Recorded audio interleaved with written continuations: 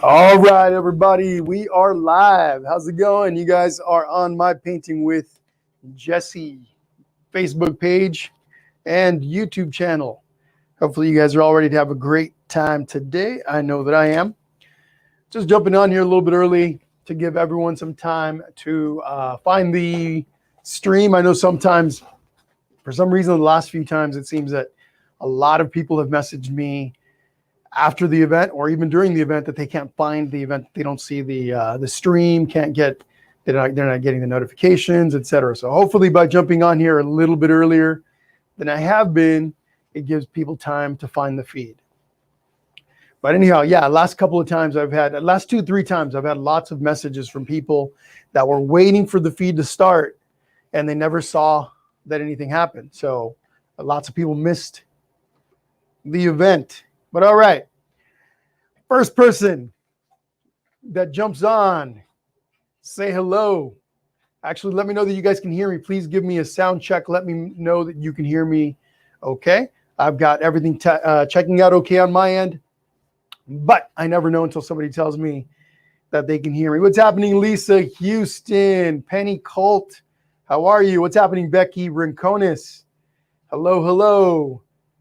All right, Penny, thank you. Thank you so much. So Penny Colt says, I can hear you just fine. Fantastic. What's happening, Nancy Davidson? Nikki Peck. Awesome, Stacy. Hello to you and your son. And then Jennifer Herndon Williams from Arkansas. What's happening, Donna Herrera? What's happening? Good. Brandy Nance, good evening. Hello, hello. What's up, Nicole Zonke? All right, everyone. Like I said, like I was mentioning when I first started the feed, I'm on here a little early just to make sure it makes it easier for others to find the feed. Last couple of events, last 2 or 3 events, people have messaged me repeatedly, or I've had many messages saying that they couldn't find the feed. Normally, Facebook alerts you if you've indicated that you're planning on attending this session. Facebook will alert you, let you know, hey, the feed is on, Jesse's live, go watch the video. So I'm not sure what's happening. Another person from Arkansas, looks like Brandy Nance. What's happening? What's up, Robin? Thank you for joining today, Robin. Everyone that's joining in today, thank you so much. Nikki Peck says it's crackling on my end.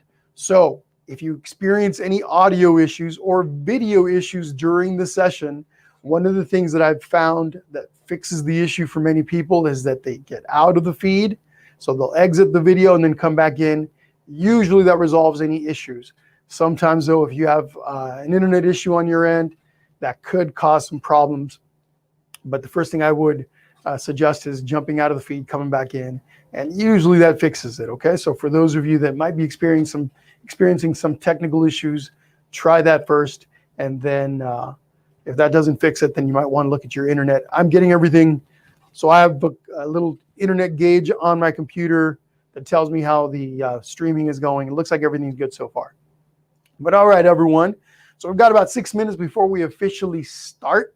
Okay, I just want to remind everyone, and I'll remind you guys again, tomorrow, not sure how many of you are going to be joining me tomorrow, but we're going to be painting this little guy. We're drawing and painting this little dinosaur tomorrow. Obviously, this is a very kid-centric painting, but anyone is welcome to join. Tomorrow, same time, I'll be teaching you how to draw this completely by hand, and then I will teach you how to paint it. I have provided a stencil for that painting. If you go over to the event tab on my Painting with Jesse page, and I'm going to show you how to do this here in just a moment. If you are ever interested in learning what events are coming up on Painting with Jesse, this is what you would do. Oh, really quickly, on the event tab, under the event for the dinosaur, you'll find a stencil. In case you don't want to draw it freehand, you could download the stencil from there and use that as your guide. But let me share my screen here really quickly. Give me 1 second. I'll show you guys how to do this. So let's see, Chrome tab. I've done this a couple of times, but I'm still a little bit rusty. Here we go. Let me make sure that I'm sharing my screen. Hold on 1 second. There we go. Fantastic. So under Painting with Jesse, here's the main Painting with Jesse page, right? You guys all see this, right? So let's say you're following my page. You're on my main page. You scroll down a little bit. Right here at the top are all the important tabs for the page. All of the recorded past live sessions are found right here under this live tab. Let's click on that really quickly for those of you that may not be familiar. So here we are. Here's the current video that's running. But down here, if you scroll, you're going to see all these really cool live sessions that I've done over the past 14 months. We've got over 100 of them on here. Some of them are for kids. Some of them, about 30 of them or so, are kid-centric, and then the rest of them are more adult-oriented. And when I say adult-oriented, I just mean they're more complex, they take longer, that sort of thing. Everyone's welcome to paint with them, but just so you guys know that I do have some very kid-centric ones like the dinosaur tomorrow, and then more like today, this is a little bit more of an adult theme due to the complexity, but everyone is open to paint these. Anyway, right here on the main Painting with Jesse page under the More tab, if I click on that, we get this little drop-down box. Right here under Events, if I click on this, it's going to show me all the upcoming events for Painting with Jesse. So if you were to go there on my page, this is what you would see. Obviously, this is today's event, okay? Here's tomorrow's event. Learn to draw and paint your own dinosaur. So now you wouldn't see this boost event, right? That's mine. But if I click on the event, it's going to take me to the event page. On the event page, right here, right, gives you the date tomorrow at 3 p.m., 4 p.m. This is Pacific time, 3 p.m. Pacific time. Right here under the About tab, if you scroll down, you'll find all the details right here, right where it says See More. You're going to find out all the details about this event, supplies, okay, anything special that you might need is listed right here. Right here under the Discussion tab, if I go there, you're going to find you can ask questions here, but more importantly, right here you'll find the little stencil that I posted a couple of weeks ago, whatever it was, and you can download it straight from here. Now you have a stencil to use instead of having to draw it freehand. You could use that to trace it on your canvas or multimedia paper, etc. You can also email me directly at paintingwithjesse@gmail.com, and I will email you a copy of the PDF. No, sorry, no. I back it up. I automated this. If you want a copy of the stencil, let's scroll up right here. There's a post where you can sign up to the Painting with Jesse mailing list, and you automatically get this stencil. Okay, I was doing everything manually with the stencils, but that is a lot of work. And this just makes it a little bit easier. On top of which, for those of you that are interested in keeping up with future events on Painting with Jesse, that's an easy way because I send you out the monthly calendar, that sort of thing. All right. Anyway, that's how you would find out what events are coming up. Let's go back to that tab just to show you guys what's happening. There are 3 currently scheduled events. This is today, tomorrow, and then next week, Wednesday, June 30th, we are doing this prickly pear cactus painting. I teach you how to everything's freehand in this case, no stencils. I'm not providing any stencils for this. A little bit of a complex piece, but you can do it. I'm going to be adding at least one more event before the end of the month. And then, of course, we got the 4th of July piece that I'm going to be adding to the calendar. I'm hoping by tomorrow. Okay? Anyway, that is that. It is 3 o'clock. Let's get back over to the feed. Let me stop sharing the screen. Hang on one second. Let me see. Sharing the StreamYard. Stop. There we go. It looked like that worked out nicely. Last time I tried this, it was a little tricky. But anyway, folks, it is 3 p.m. official start time for our painting today. So once again, my name is Jesse. You're on my Painting with Jesse page on Facebook, and some of you are following me on the YouTube feed. Okay, we're simultaneously live streaming to both platforms. If you are on YouTube, you can back up the live stream. YouTube's a little easier to use while we're going live because you're able to pause it, back it up, etc. Facebook Live does not allow you to do that. However, the session is being recorded and will be saved to both platforms so you can come back and paint later on, okay? At your leisure, today, tomorrow, the next day, etc. All right, we're going to get started here pretty quickly. Let me go over the supplies that I'm going to be using today. I'm going to be painting with acrylic paint. You can paint with whatever you've got. Watercolors. I know some of you guys like to use watercolors. Colored pencils, chalk, whatever it is that you're going to be using to create this today. It's entirely up to you. But once again, I am using acrylic paint. I'm going to be reproducing this on a 16 by 20 inch canvas, which is the same size as what's on the original, or what the original is on. Whatever you've got, once again, you're just going to customize it. You'll change up the size accordingly. Okay. I already have my colors, or the primary colors that I'm going to be using, put on my plate here. I've got some blue, some darker blue, and some white. I'll be mixing those two together to create a slightly lighter blue for the background. Okay, so that's why I've got those two here together. Now, I listed two blues on the supplies list. I did a light blue and I did a dark blue. Basically, as long as you've got a difference between the two blues, when we add the water, that's going to be the darker blue primarily. Okay, but you do need two blues. If you don't have two different blues but you do have white, you can always mix the two together to lighten that up.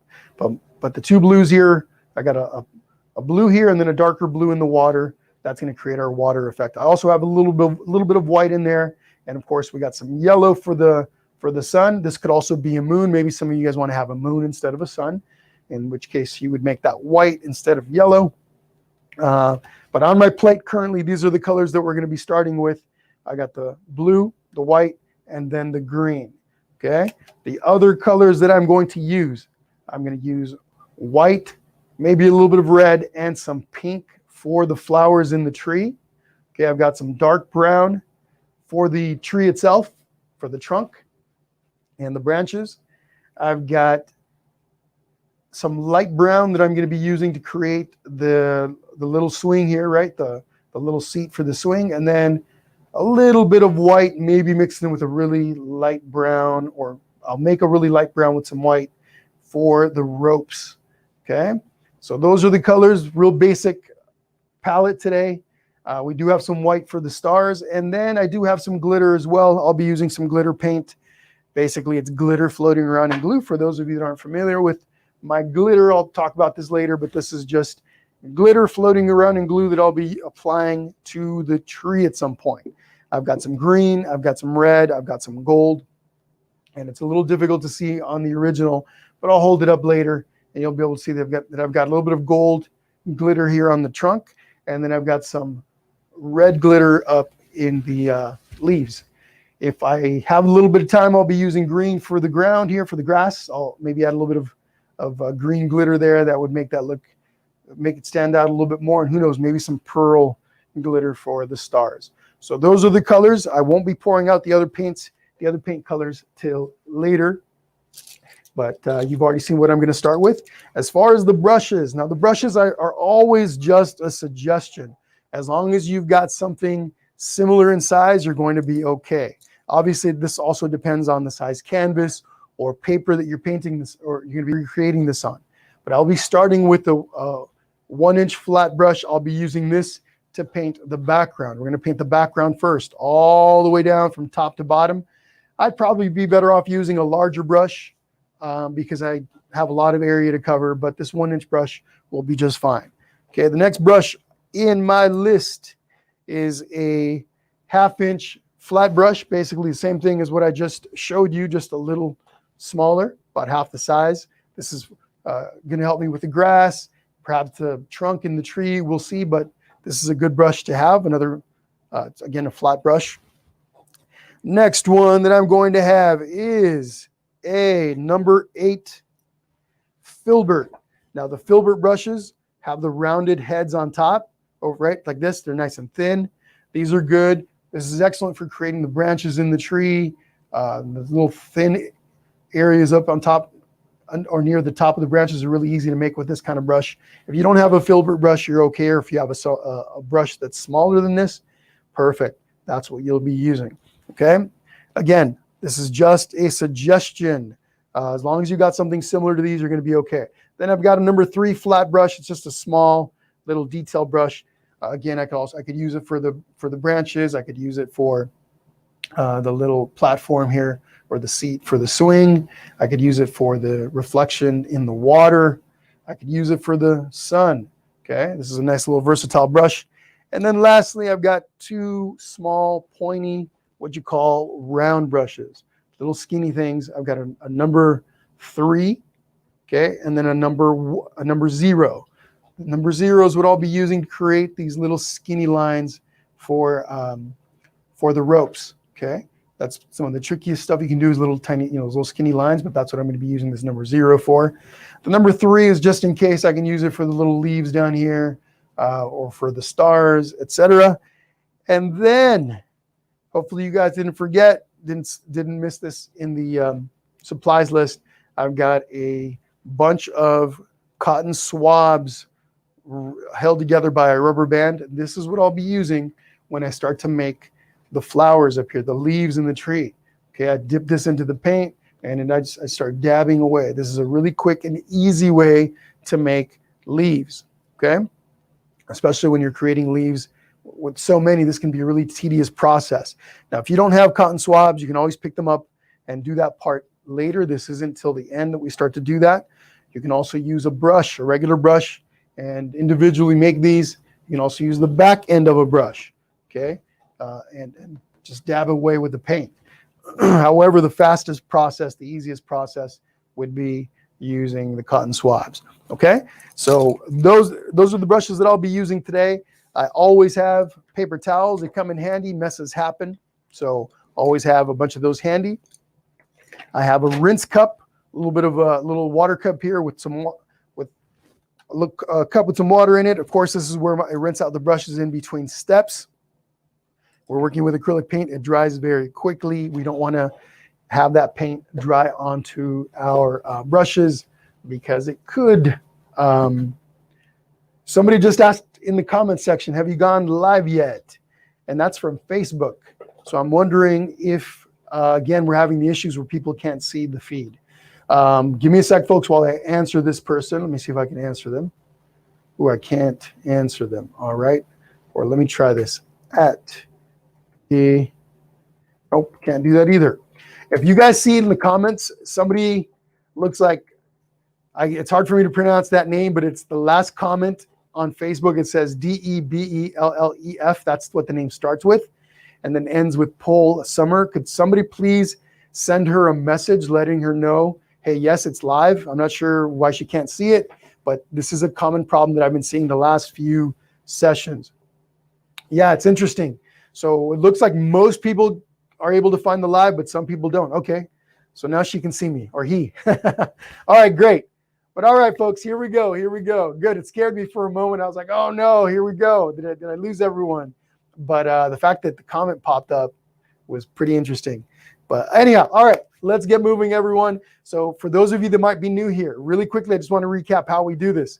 I do a step on my end, like in the case of the background, which is what we're going to start with. I'm going to cover the background, okay? Then I give you a little time, a couple minutes or so, to do that step on your own. Then in between steps, I'm looking at the comment section, answering questions, okay? Saying hello. Please be sure to tell me where you guys are painting from, who you're painting with, all that good stuff. I love to hear from you guys. Please do not be shy. If you guys have any questions, comments, put them in the comments section so we can all see them. If you're celebrating a birthday, an anniversary, etc., let us know so we can celebrate with you, congratulate you, etc. Okay?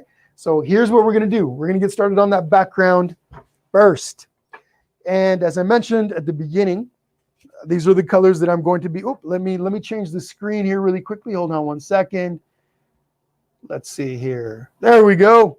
Now you guys can see the main screen there. Okay. Now, so here are the colors once again. These are the two colors that I'm going to be starting with. I'm going to mix a little bit of blue and some white to create the lighter blue background color. How I'm going to do this is with my big 1-inch brush. Okay, and I've got this scratch plate here. It's an old plate that I used a while back. It's still a good plate. It's got some old dried up paint on there. I like to reuse the plates when I can. So I'm going to scoop up a bunch of this blue and I'm going to transfer it over to the mix plate. Okay, let me do that again. Let me do that a couple times. I'll show you here in a second what I'm doing. So I'm taking that blue.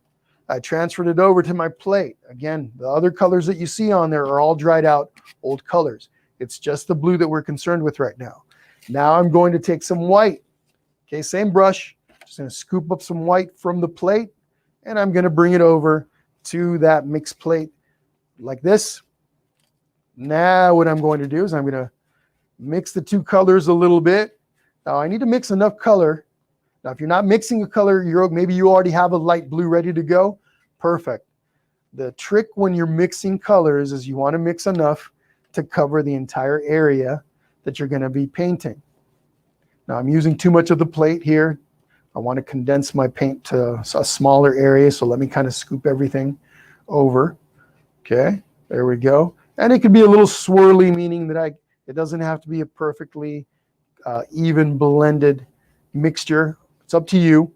The little streaks can make a really cool effects on that background. Okay, I'm going to mix a little bit more because I don't think I've got enough to cover the entire canvas. So let me grab a little bit more of the blue and the white. I'm just going to scoop them up both together. Okay.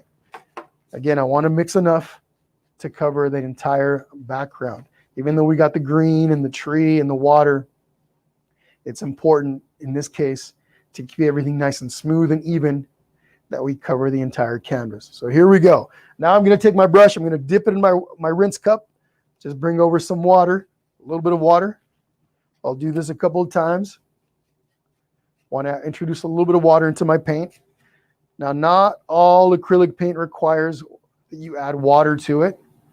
It depends on the type of paint that you're using. If you've got some thick bodied paint, a little bit of water helps smooth out the paint, make it a little bit more fluid and easy to work with. But once you've got the color ready to go, you want to start applying it onto your canvas. And what I'm doing here, whenever I'm doing the background first, I like to, usually anyway, I like to create a nice smooth background. And the way that I do this is by using these long horizontal or vertical brush strokes. It doesn't really matter which, but as long as I'm doing these nice long brush strokes, I like to start at the bottom and I work my way down. My background will be nice and smooth. If I want a choppy background, what I can do is this. I can start kind of painting in different directions, kind of a crosshatch pattern. That creates a little bit more of a choppy background. But for this painting, this is what I'm going to do all the way from top to bottom. Also, depending on the kind of paint that you're using, sometimes you might require 2 coats for the background. Now with this paint, and for what I'm trying to do with the background, 1 coat is going to be enough. But at least I think it is. We'll see right now once I'm done with this step. If the paint is a little too transparent or it's not dark enough, I may decide to do a 2nd coat. From the way things are looking, that's not likely, but we'll see once this dries.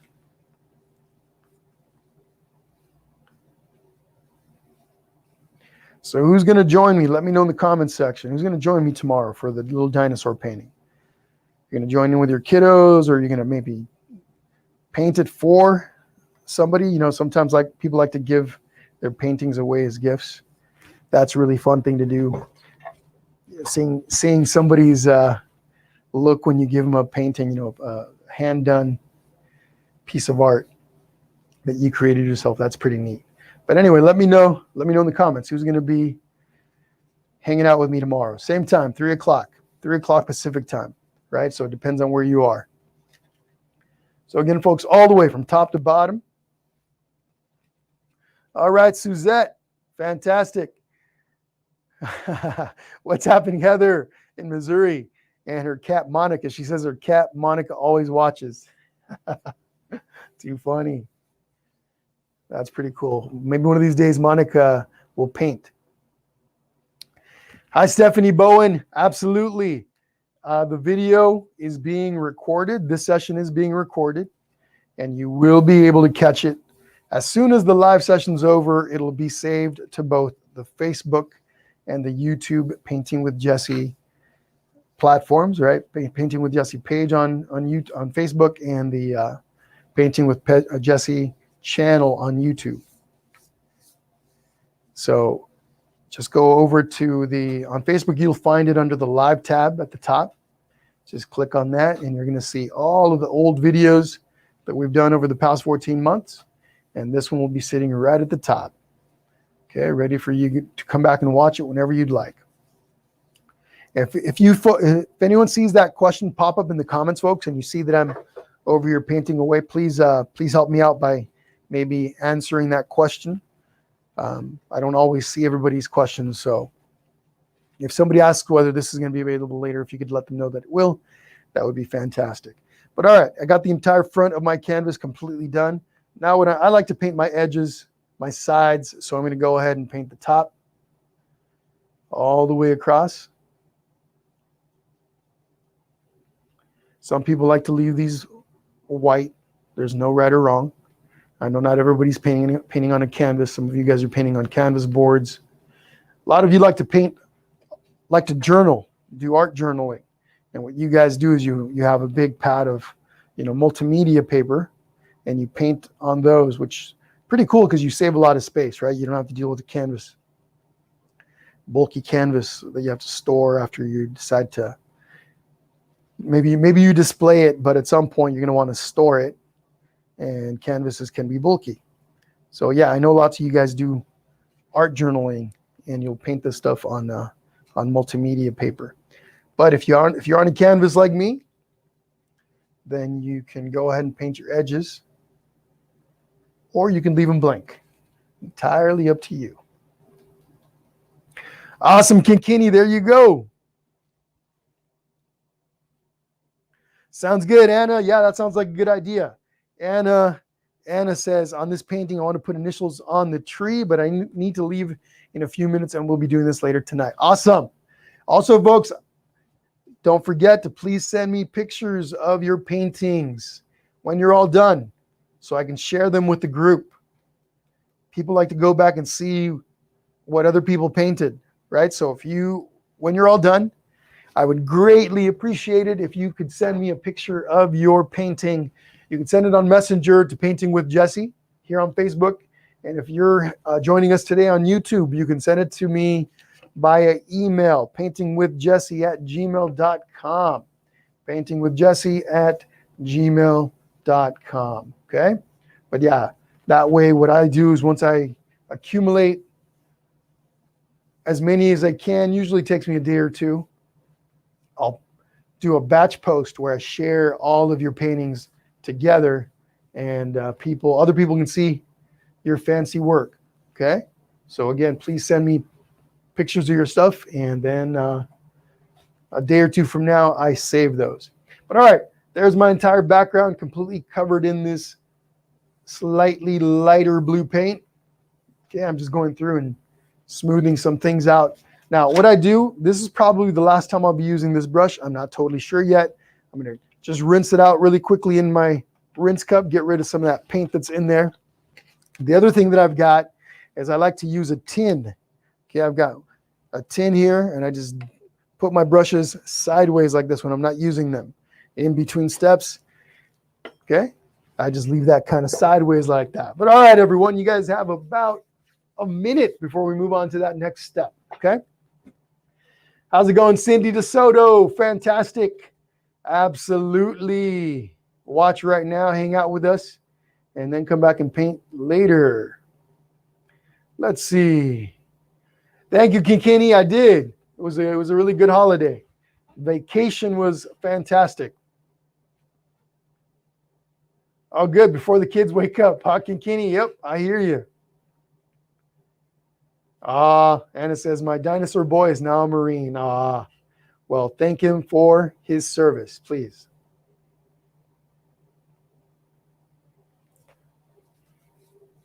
Let's see. Awesome, Penny. There you go. Come on and join us tomorrow. Let's see. Who else? Scrolling up through the comments and seeing if I missed any important questions or anything like that.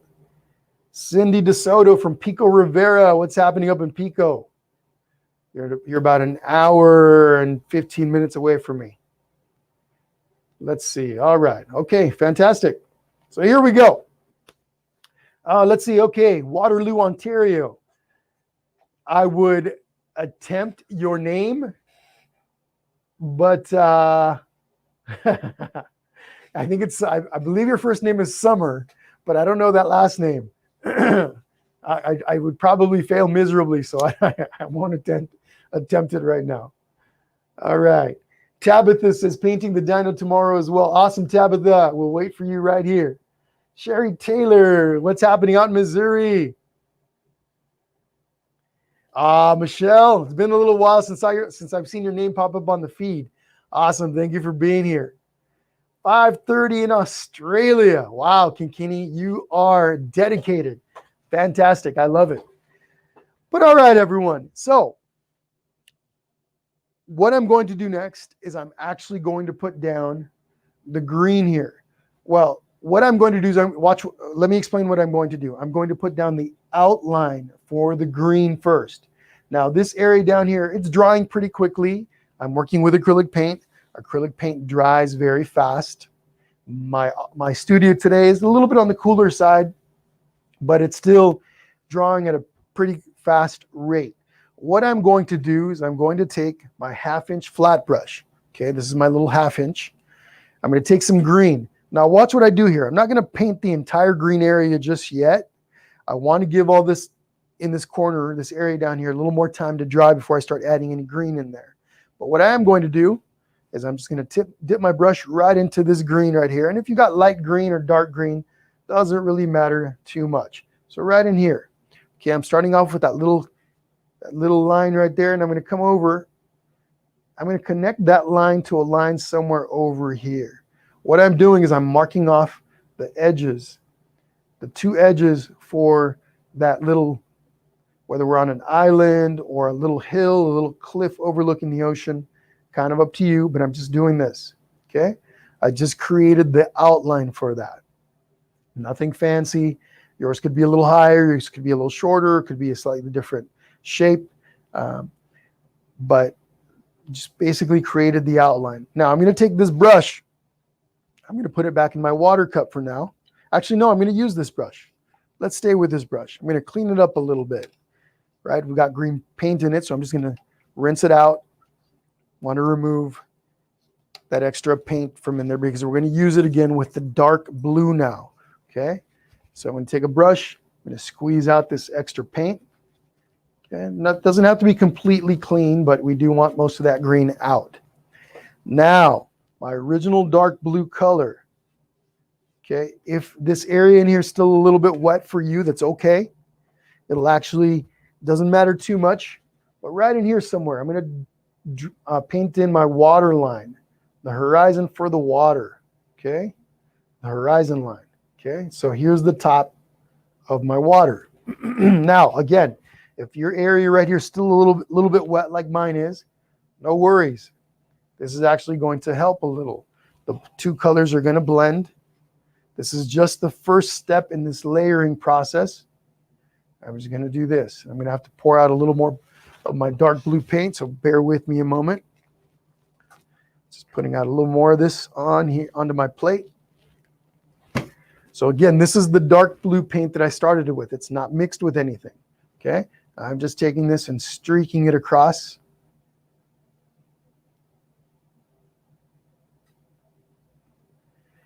Okay. Just kind of doing this. And I'm pulling the paint.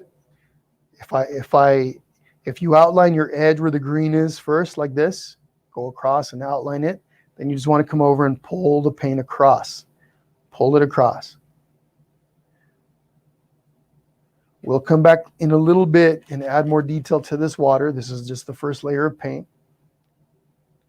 This is a pretty basic painting in comparison to lots of the ones that we've done over the past few weeks and months. But it has some really cool components to it. You're able to practice some important painting fundamentals. Okay, so really quickly, this blue, I'm also going to take it and wrap it around the edge of my canvas. So the blue here, right, that I came across with for the water, I'm just going to wrap it around the edge. So the water looks like it's wrapping around the canvas. So a few things that we're working on here that is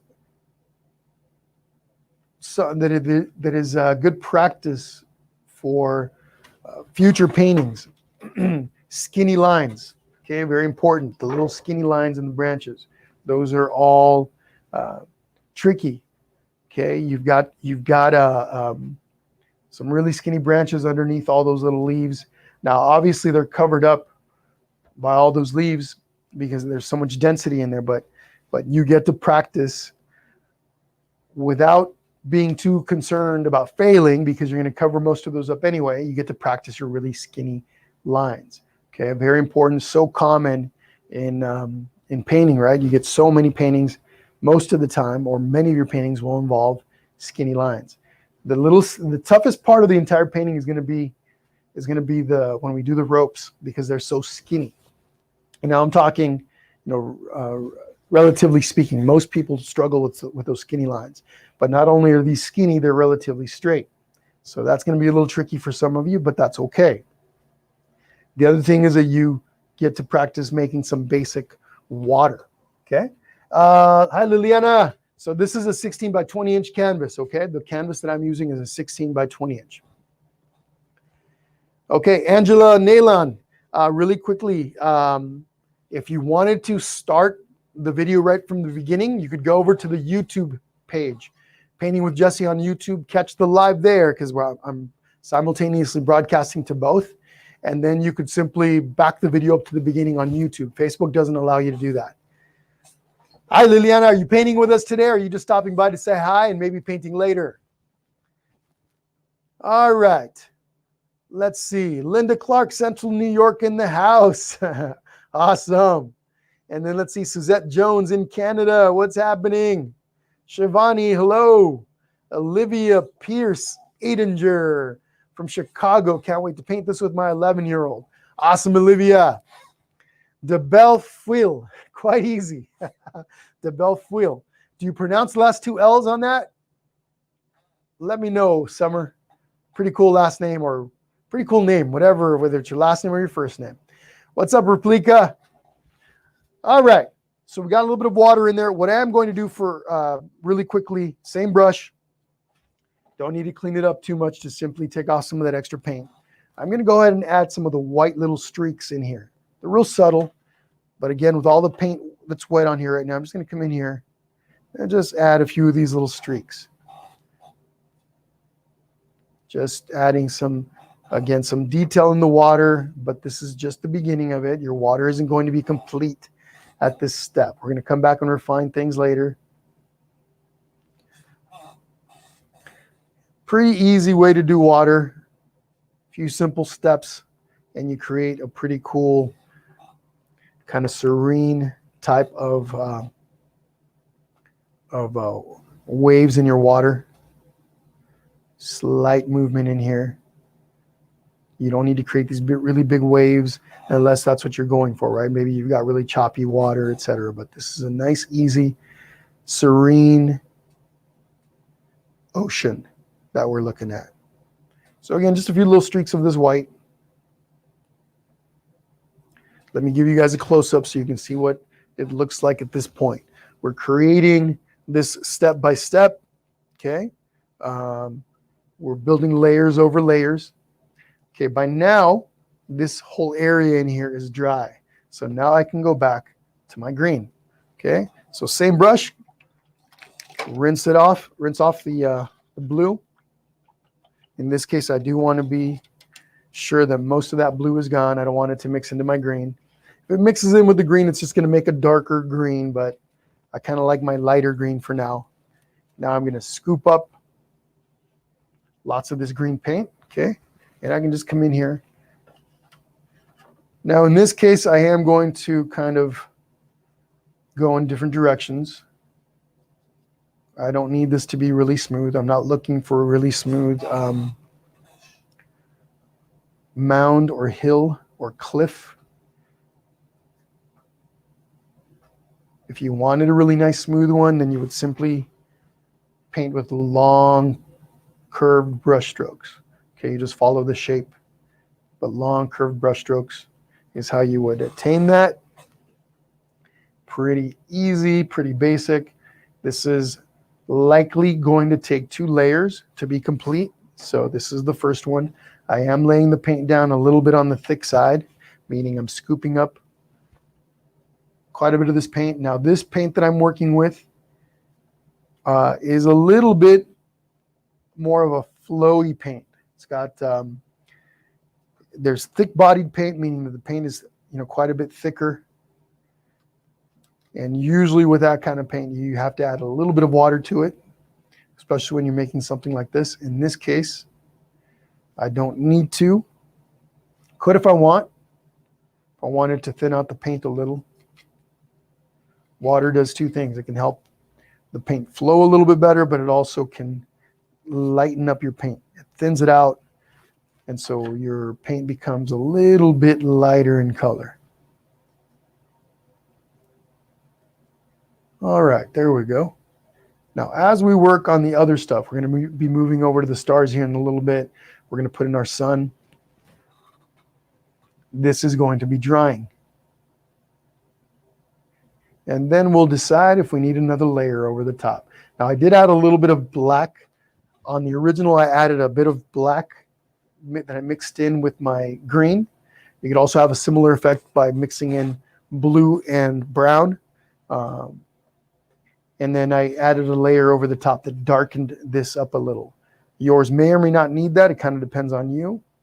I will likely be adding that here in a while. Once all this is dry, I'll decide if I want to add that. More than likely I will.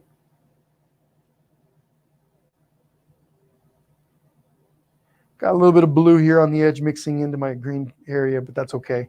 We can come back and fix that later. All right, so you got a minute or, oh, I know. I got to wrap this around to the other side of my canvas. Now, I'm not going to wrap it right underneath right now because I'm on an easel. Okay, I'll wait till the very end to do this, to do the bottom part. For now, we just do our sides and the top.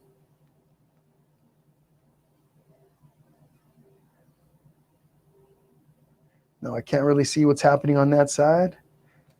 I trust that I got all of it, but we can always fix that later if I did not. Okay, you guys got about a minute or two on that. What's happening, Lori Murphy? How's it going? Awesome, Jenny. Oh, that sounds fantastic. Painting today and then replicating the painting with my mother on Saturday. So that's a really interesting kind of comment, interesting process.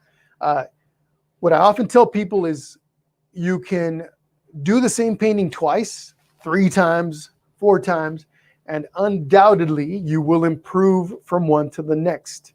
Okay, if you ever struggle with a painting, finish it, don't stop. What I always recommend is complete it. You can always come back on a different day and attempt it again, and more than likely your second painting, third painting, etc., will be better than the first. Okay, but yeah, that's a really good way. I'm not saying you're doing it for that reason, but that is a really good way to improve on a painting. What's happening, Heidi from East Coast? What's up, Heidi? Thank you for stopping by. You're painting another day. Okay, awesome. Sounds good. And then let's see, Sandra Velasquez, what's happening from Forks, Washington? Very cool. All right, everyone. So you got about, let's see, another minute. I think I already said a minute earlier, but I'm giving you a little extra time. Angela Nalon. Murrieta. Yeah, you're my neighbor. What's happening in Murrieta? I need to do some paint parties out that way. Things are opening, right? COVID settling down over here a little bit. Paint parties are starting to come back up. I've done a few in Murrieta, people's homes, but haven't done any public ones like at restaurants or anything like that on Murrieta. At least not that I recall. But anyway, I would love to go out to Murrieta and do some more. And Alfano says, I have trouble with skinny lines and the yellow in the water. All right, well today, Anna, you're going to get some practice. You're going to get a little bit of practice on that, okay? Laz Page back from England. What's happening, Laz? Thank you for joining us today. What time is it in England, Laz? What time is it? And I think you pronounce your name differently if I remember correctly. Let me know in the comments. But all right, everybody. Oh, really quickly, Kristen Freeze Chapman from Ohio. What's happening, Kristen? Okay, next thing that we're going to do, as all this down here is drying, there's two things that we're going to add. We're going to add some stars up in the sky. Now, here's something that you have to do for yourselves. You have to take a moment to assess your background. Is your background dark enough, even enough, for you to start adding stuff over it? So for me, if I look at this, I could decide, you know what, I'm going to do another layer over the top of this. Okay, I could. But I like the way that it looks. I like the slight streaky nature in there. It kind of creates, a variation in that sky that makes it look almost like there's clouds or mist, more like mist, especially if you look at the painting from a slight distance. But if your background is a little bit too uneven, okay, if it's a little too maybe transparent, right? You've got some of that canvas coming through. You can decide to do a second layer of paint before you move on to the stars, before you start to add your tree or the sun or moon if you're going to be doing a moon. Okay. 11:30 in England. Awesome, Laws. Okay. Okay, good. Good. But so you'd have to decide that for your own right now, right? Now, I'm going to go ahead and continue with the stars here in just a moment. If you wanted to do a second layer for your background, you can go ahead and do it now. You're not going to fall behind because this is being recorded, and immediately after the live session's over, you can go back and continue with wherever you got behind, right? Quote unquote. So anyway, you could, if you want, add a second layer of paint. Okay. So what I'm going to do is I'm going to go ahead and create these stars. You could use the back of a brush. So simply take your brush and dip it into some white paint, okay, just like this, and you start tapping. And then the variation in pressure will make different sizes of these stars. You could also take the tip of your brush, right, a small brush like a number 3. This was my 0, so I don't want to use that. A little too small for my stars. But my number 3 round brush, instead of using the back of the handle, I can just do this and start making my little stars with the tip. Now, this can be a little bit easier for you to control how big the stars are. A little more pressure, you make bigger stars. Light pressure, and you make really tiny ones. When I do this, I use my knuckle. My knuckle of this hand, the knuckle touches the canvas first. That helps me control the pressure when I apply those stars. So again, my pinky is touching the canvas, and that allows me to control the pressure. So, and I can work quite quickly in making my stars. You can make as many as you want. You can come down as low as you'd like. So on my 16 by 20 inch canvas, I probably did about 2.5 inches from the top. You could go 3, 4, doesn't really make too much of a difference. You could really make a whole bunch of stars and make your stars really dense. But again, it's kind of up to you. I'm just going to go across, make little ones, big ones. I'll probably stick to about 2.5, 3 inches from the top.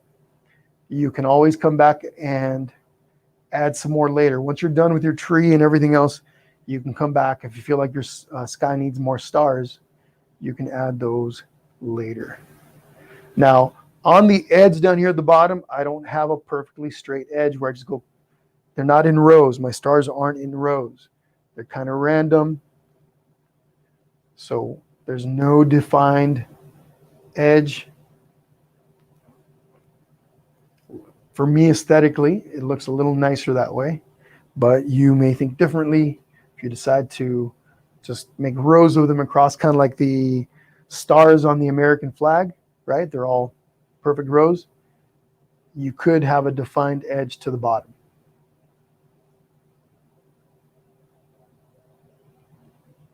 There we go. I like to take a step back, look at my painting from a distance. Makes it easier to see things that maybe I would miss if I was up really close. What's up, Carolyn? How are you? Hi, Kim. Thank you. Yeah, pretty cool little tree there. Little heart. Somebody earlier, might have been yesterday, but I think it was earlier this morning, left a message on the post for the event saying that the tree with the swing, it was kind of a touching little comment she made, that her father passed away when she was 10 years old, I believe it was. She was 10 years old when her father passed away, and the tree in the swing reminded her of a little girl sitting on the swing waiting for her dad to come to show up. And I think she said she's going to try to paint a little girl sitting on the swing, like the back of the little girl. It was just a little touching comment that I was like, oh, it's so interesting what people, take from a painting.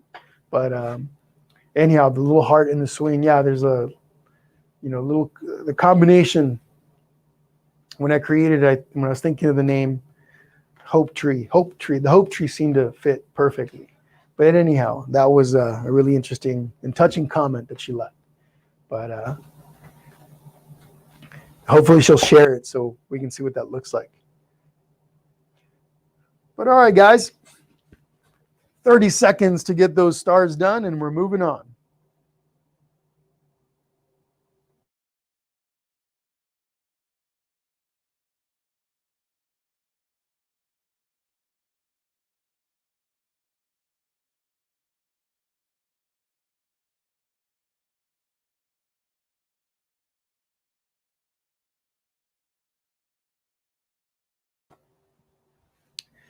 Okay, so a little bit of yellow. We're going to create, again, you could make a moon instead of a sun.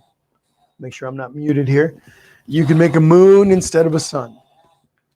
You can make, if you're going to make the moon, obviously you'd be using white, maybe a little bit of gray if you're going to make the little, variations of color in the moon. What I'm going to do is, starting with my number 3, I'm going to be using my number 3 brush for this. Okay, my little pointy number 3. Let's clean it up a little bit. Have some white on there. Just cleaning it up. So, Alberta. So, Alberta, are you painting with us? Are you painting with us today, or are you just stopping by? Okay, just grabbing a little bit of yellow with my number 3 round brush, right? A little bit. Here's what I like to do. Whenever I'm going to make something round like this, I like to do it freehand. Linda. Awesome, Linda. Okay, I wasn't sure if you were on here. Hopefully I got that right. I was paraphrasing a little bit. I was trying to remember your comment. Hopefully I got that right. But anyway, thank you for that comment. It was very, very touching. So what I'm going to do is I'm going to place a little dot in the center of where I think I want my sun. Okay, so let's say, for example, I want my sun right here. Okay, so I start with a little dot, little tiny dot. The reason why I start with a dot is that it allows me to get a look as to where that sun is going to be, the center of the sun. Essentially, that's the center of my sun. If I don't like it, I can always erase it. It's easy to take that little dot off and move it somewhere else. I like where that is. Now what I'm going to do, I'm using a swirly action to start painting around the edges. And then by doing this, I make my circle bigger. Slowly, and that's important that we go slowly, because if you make your circle too big too quickly, you may not be happy with it, and now you've got a big circle, or for your sun or moon, that you don't like. And you can remove paint, but that can be a little tricky, right? Sometimes when we remove paint, we'll remove the background paint as well. So you want to go slowly. Don't worry about your paint being transparent on this step, the yellow against the blue background, if you're using the yellow, is going to look green. Don't stress about that right now. We're going to make our sun or moon in 2, maybe 3 layers of paint. What you got to be concerned with on this step is simply the shape, how round it is, and then how big it is, okay? So simply start with a little dot and then using the swirly action, make it bigger. And as you're going, you're able to correct a little at a time. And if you look at mine from a close-up, it's transparent, it looks greenish in some parts, and it looks uneven. It's blotchy. I'm not worried about that right now, okay? Right now what I'm worried about is how big my sun is, how big do I want it, and then the shape of it. So for this step, those are the only things you want to be concerned with. Later we'll come back and add other layers over the top to make it more intense and more even like the one on the original. Once you're done with this, what you'll do is you'll take some more yellow paint, not green, and down here at the bottom, you want the reflection in the water to be right. If you were to draw a line right from the middle of the sun of your circle and come straight down, that's where you would want to start. And my suggestion is, again, start small and then slowly start adding as you go down. And just like with the sun, on the first layer, don't worry so much about how much paint you've got on there or how transparent your yellow is. Slowly work your way down. Later on, we'll come back and add more paint to make this reflection more intense. Now, some people like to make the reflection larger than the actual shape of the sun. I like to keep it about the same. So it starts off skinny, gets a little bit wider, but about the width is about the same here at its widest. And I've already made it a little bit bigger. I was talking a little too much and wasn't paying attention. But so the width down here should be about the same width as your actual, the widest part of your moon or sun, right? The width of it, that's the same width all the way around. But the width of it at the bottom here, the reflection should be about the same. If you're trying to make it realistic. If not, no big deal. It's not. You can make it larger. You can make it skinnier if you wish. All entirely up to you.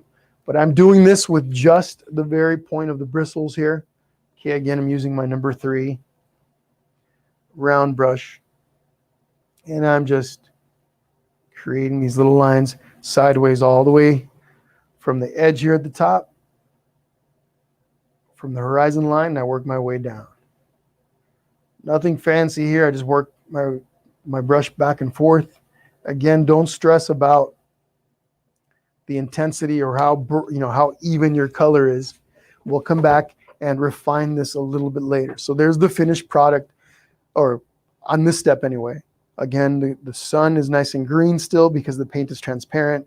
My reflection is a little green also because it's picking up some of the blue from underneath. But later we'll come back and clean that up.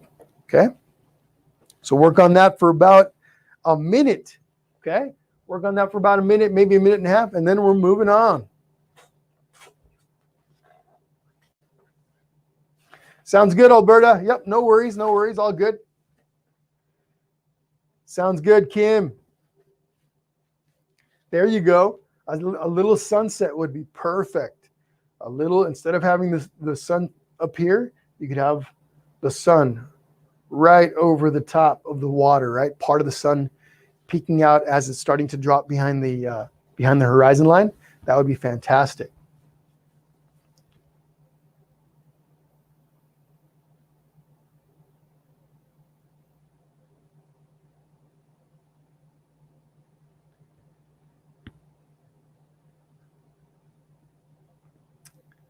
All right, everyone.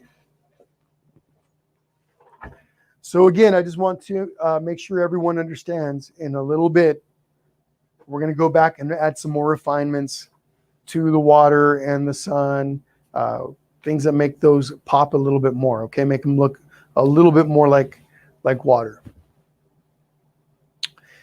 Hi, Angel. Yep, you sure will, okay? you can watch this later. The session's being recorded, okay?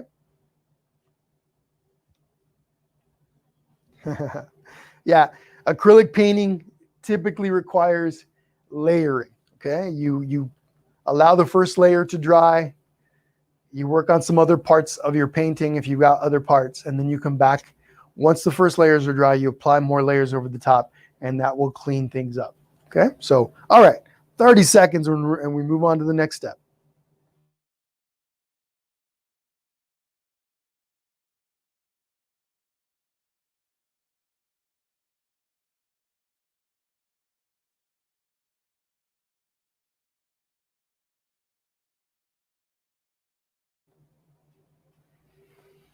You got it, Angel.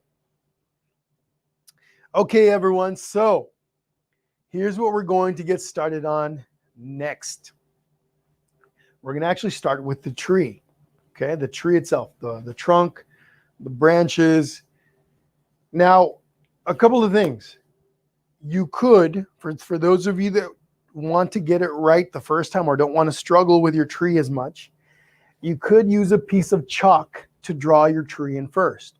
So what you see me do with the brown paint in a moment, when I start to draw the tree, you can do it with chalk first, like let's say a white piece of chalk, a yellow piece of chalk, etc.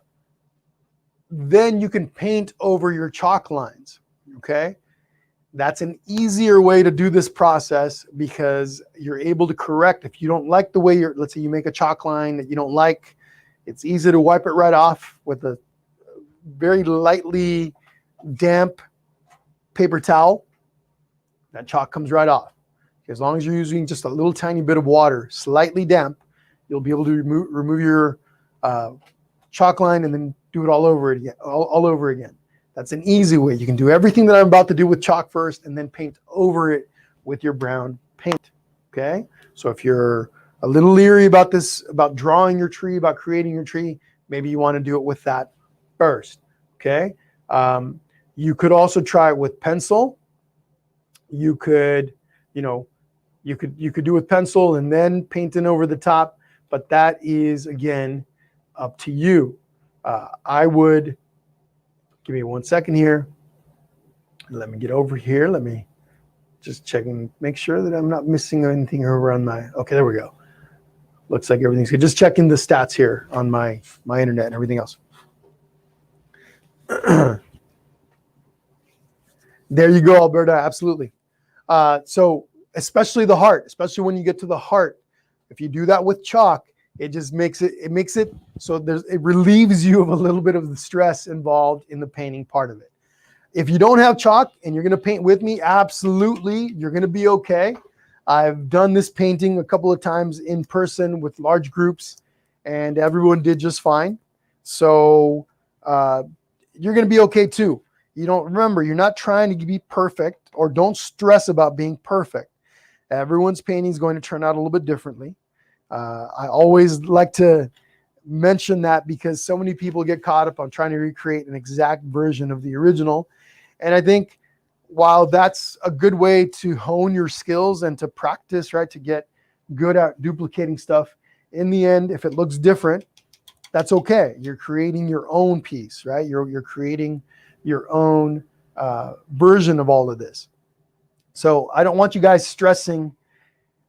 Go with it, have fun. Enjoying the process is the first step, is the most important part of it. And then secondly is how your painting turns out. I know it's a little hard to do sometimes to turn off the critical part of your brain, but if you relax a little bit, you will be okay. So what I'm going to do here is I'm going to start, whoops, wrong brush. I'm going to do this. I'm going to start with my filbert, my little number 8 filbert brush. Now, if you don't have a filbert, a flat brush will be just fine. Okay, a little flat brush like any one of these will work.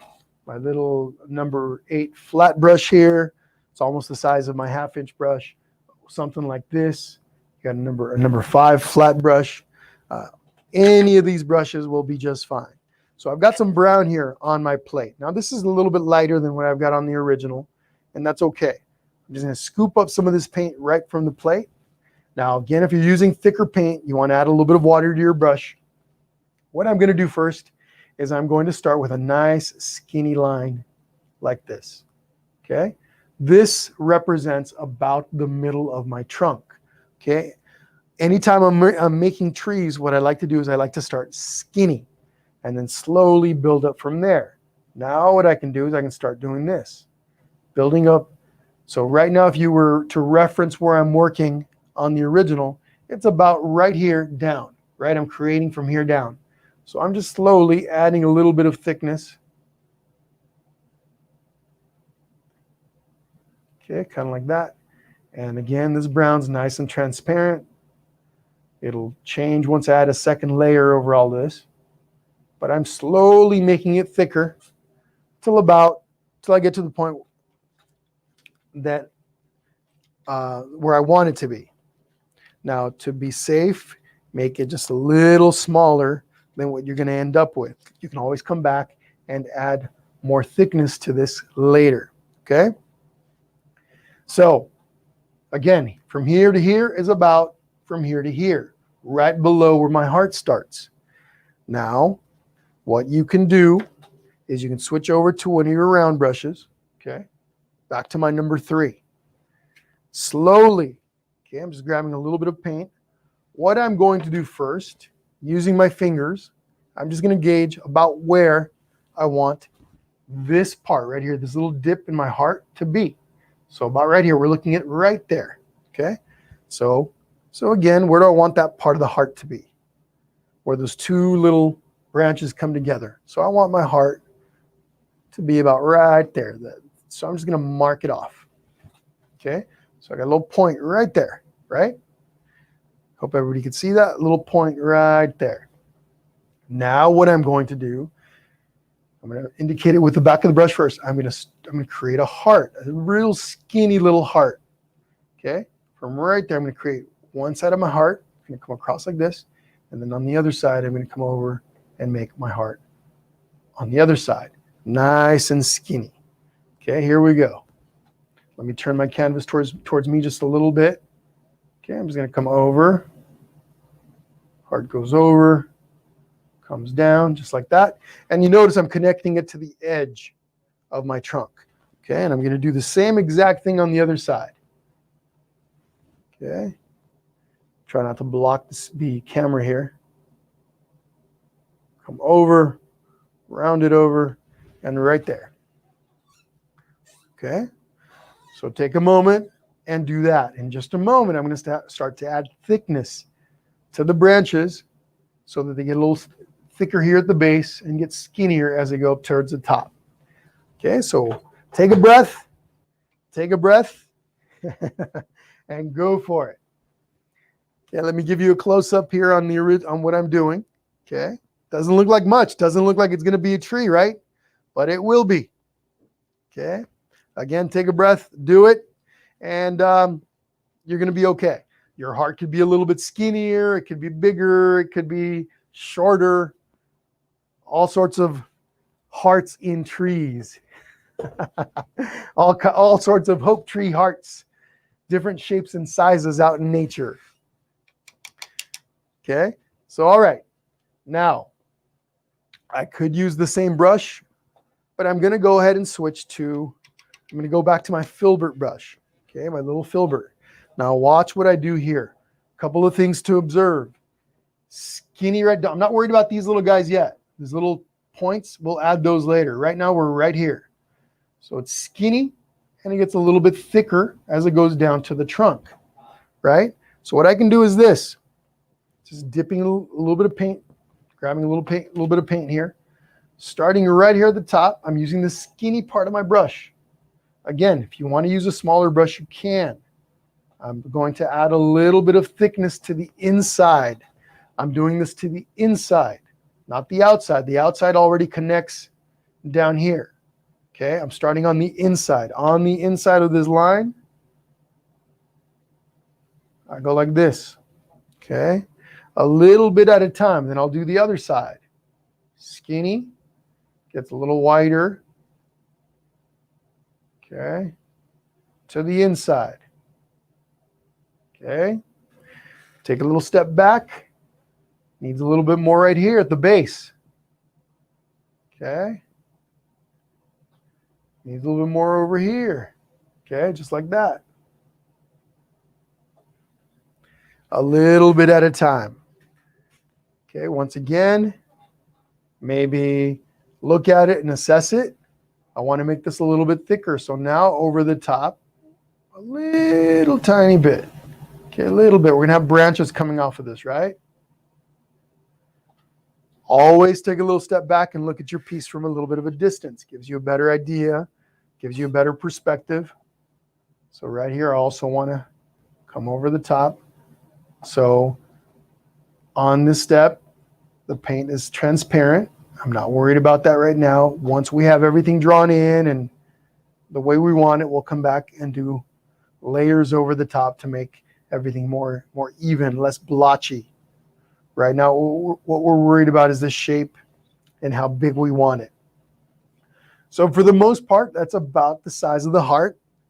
That's how much thickness I want on those branches for now. I'm going to take this filbert, put it back in my brush, in my water cup. I'm going to go back to my number 3.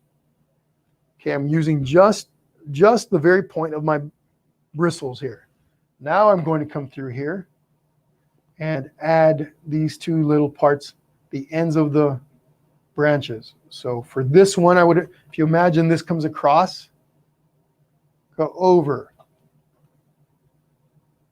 Okay, other side comes over. Okay, just like that. Let me give you guys a close-up.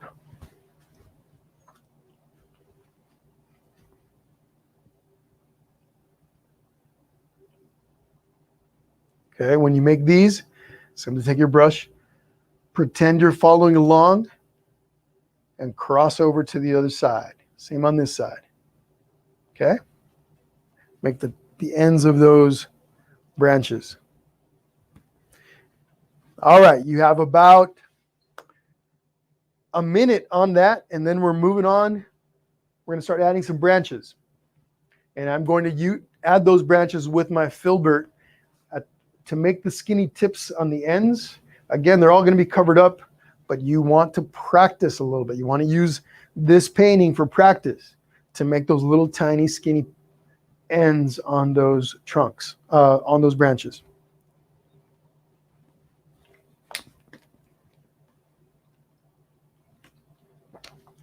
Again, if you have any questions, make sure you put them in the comment section.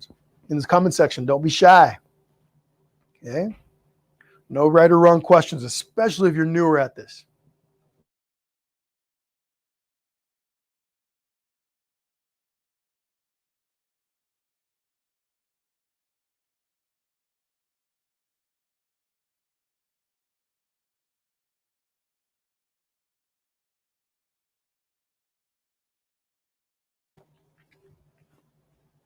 Okay, so now what I'm going to do, now a couple of things.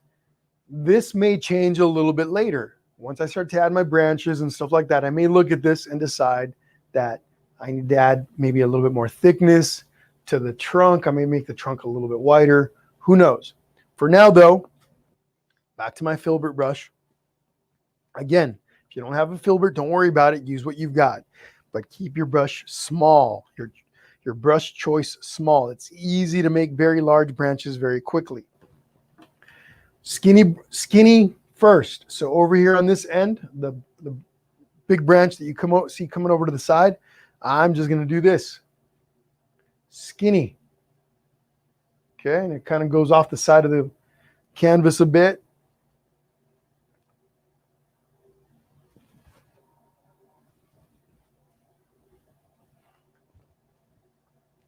There you go, Donna. It's all in the approach, right? Once you see that the first time, you're like, oh, I got that. Nothing too crazy, right? Nothing too difficult. But this is that branch over on the side. And again, same process. You slowly add a little bit of thickness to it. Now, the more you practice, the more that the more you paint, all this stuff becomes kind of intuitive. You don't have to think about it too much. You just go for it. But especially as a newer painter, you want to be more careful. Take your time with it. Okay, moving on to the next one. skinny first, right? That's the rule. Okay, this one's gonna have a little fork on the end, splits off, kind of like that. Okay, now this is up quite a bit higher than this in comparison. I'm not too worried about it. Once I cover it up with leaves, I can bring those leaves down really low. Again, because we're practicing those skinny ends, you want to go ahead and complete them as best as you can. And then we'll cover those up with leaves. So this one's needs to be thicker at the base. So from about right in here, I just start adding some thickness to the branch. Okay. What's up, Gloria? How's it going today? Okay, next one. So this one right here starts about right here. I just come up, splits off a little bit. Got a little fork action right in here. Okay. Then I start to add some thickness. Now, because we're making a tree, you don't want to have really harsh angles, right? Most of the angles there's a little bit of a softness to them, except for maybe in between two branches that are splitting off. Maybe in between you have a pretty defined angle. But on like on the edges, like here and here, that you want to have, so where the branches meet the trunk part, some of them are going to have harsh angles, but most of them are going to have nice, smooth little angles. I'll explain that a little bit more here in a bit. Oh, I got a little bit ahead of myself. Let's not worry about that right now. Okay, now I'm using the skinny part of the brush here. Again, I'm using my filbert. I'll show you guys how you can do this with a smaller brush in a second. But whatever brush you're using, whether it's a flat brush or a filbert, you press down against your palette. That makes the edge, that brings those bristles together. And then you're able to make skinny ends. When you get to the end of your branch, you lift up and away. You pull away from the canvas as you're getting to the end, and then that makes it skinnier. You end up with a nice skinny point. All right, ready here. Just going to make this a little bit thicker. Then I got another branch that's coming off like this.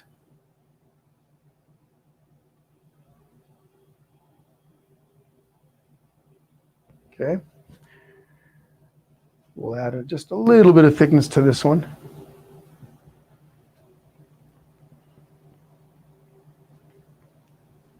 Okay, over here, this one right there. Comes up, comes over. Okay, just like that. Got a little offshoot right here. Concentrate on making those little points, folks. So if you were to use a round brush for that, you can make those ends. You can start with a bigger brush till you get to the point. Then you can switch over to a smaller brush.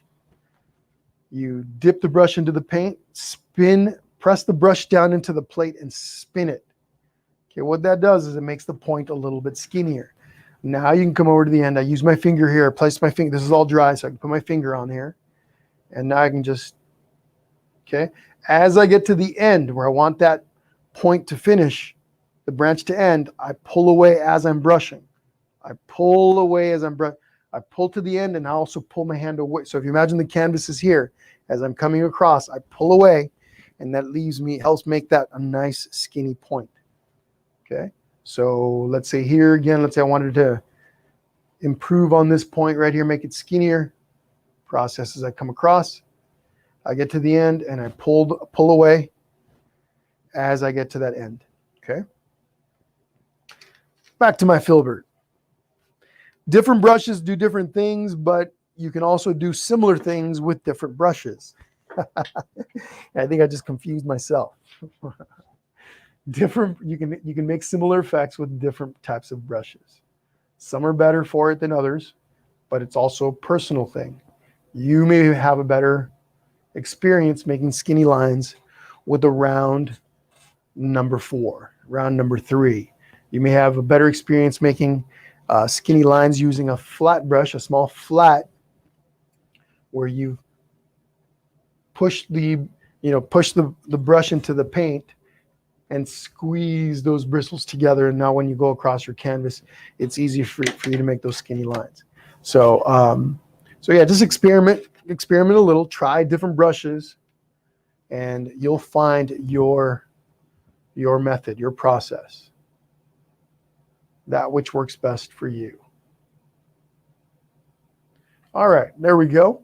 So that's about as many branches as I want on my tree. Maybe I'm going to add one right here, a little offshoot. Maybe over here I got a little tiny one like this one here. Maybe over here we got a little guy hanging out. But that's about what I want my tree to look like, other than coming in and adding more paint to make it darker and more even. But yeah, that's about as many branches as I want to have. Okay. So work on that for a little bit. Okay, you guys got about maybe a minute and a half, and then we're going to continue with some of the other stuff. But all right, what's happening, Shivani? How's it going? Kinkini says, can you please paint something with fireflies? Absolutely. I've actually played with the idea of doing some paintings with fireflies. I think summer is perfect for that. So in the future, very near future, we will be having something with fireflies in them. Also, just want to remind any of you that might have joined in late, tomorrow, got this little dinosaur painting lesson, virtual painting lesson, where I teach you how to draw the dinosaur, and then we paint it together. It's a kid-centric painting, obviously, but it's open to everybody. We're probably going to take about 45 minutes to an hour to do that. And let's see, Cindy says you forgot one branch. I sure did, didn't I?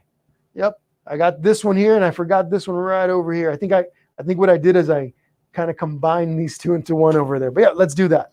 Let's do it now. Thank you. I'm great at leaving steps out. So right here, we're going to come across again nice and skinny. Come over. That one has a little splits off right there, a little fork. And then maybe up here. This just makes my tree look a little fuller. I like it better this way. Okay, right here. Remember, nice and thick at the base. That's how tree branches are, right? They're thicker when the closer they are to the base, the thicker they are. And they get skinnier as they go out.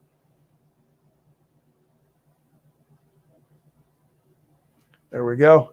Now, what I was talking about earlier, the rough edges, the sharp angles. So right in here on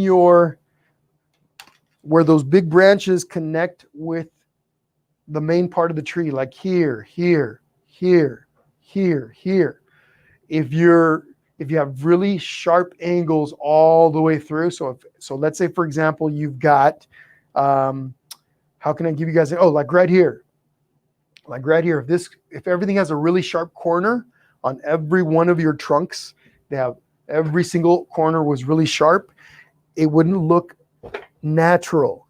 So you can have some sharp angles where they connect, but you want to round them off a little bit, some of these off a little bit. So where they connect to the trunk a little bit on your branches out here as well. So let's say, for example, right here, I've got a really sharp angle. In some cases, on some of them, that's okay. But if every single one is like that, where you have a really steep angle, really sharp angle, it may not look natural. So what you can do, let me give you guys a close-up. What you can do, for example, like right here, got a really sharp angle, and that works here. In this case, because I've got some that aren't sharp, like this one's nice and round. This one over here is nice and round. That's nice and round. That's a sharp one. It works, right? You've got a variation. But if you got all of them that are really sharp, you want to just soften them a little bit, kind of like that, okay? And that just, all that does is it makes it look a little bit more natural. Same thing with, so those are good right there. Those are good angles, right? They're pretty natural looking. But you just want to just make sure some of those angles are nice and a little bit smoother. But okay, so my paint right here is all drying. I'm going to step away from this for a moment.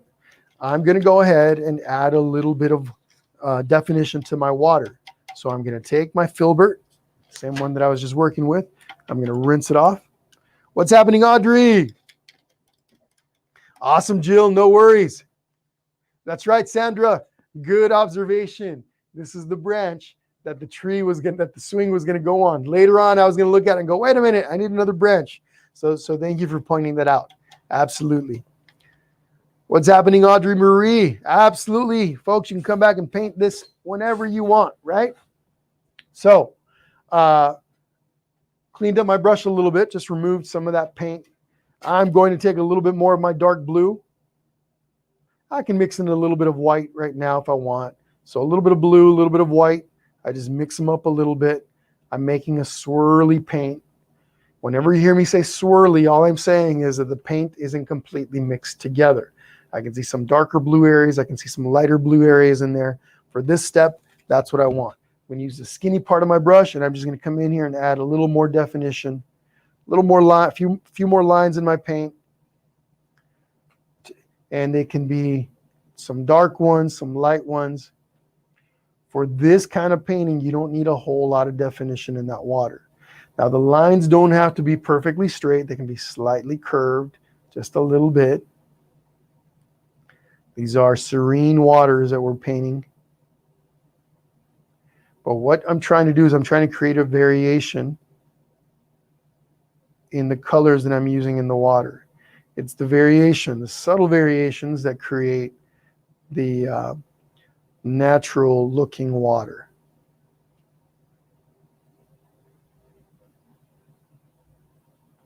Okay, so there's a little close-up.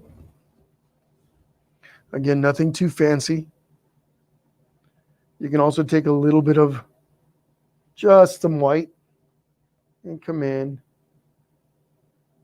and add little lines here and there.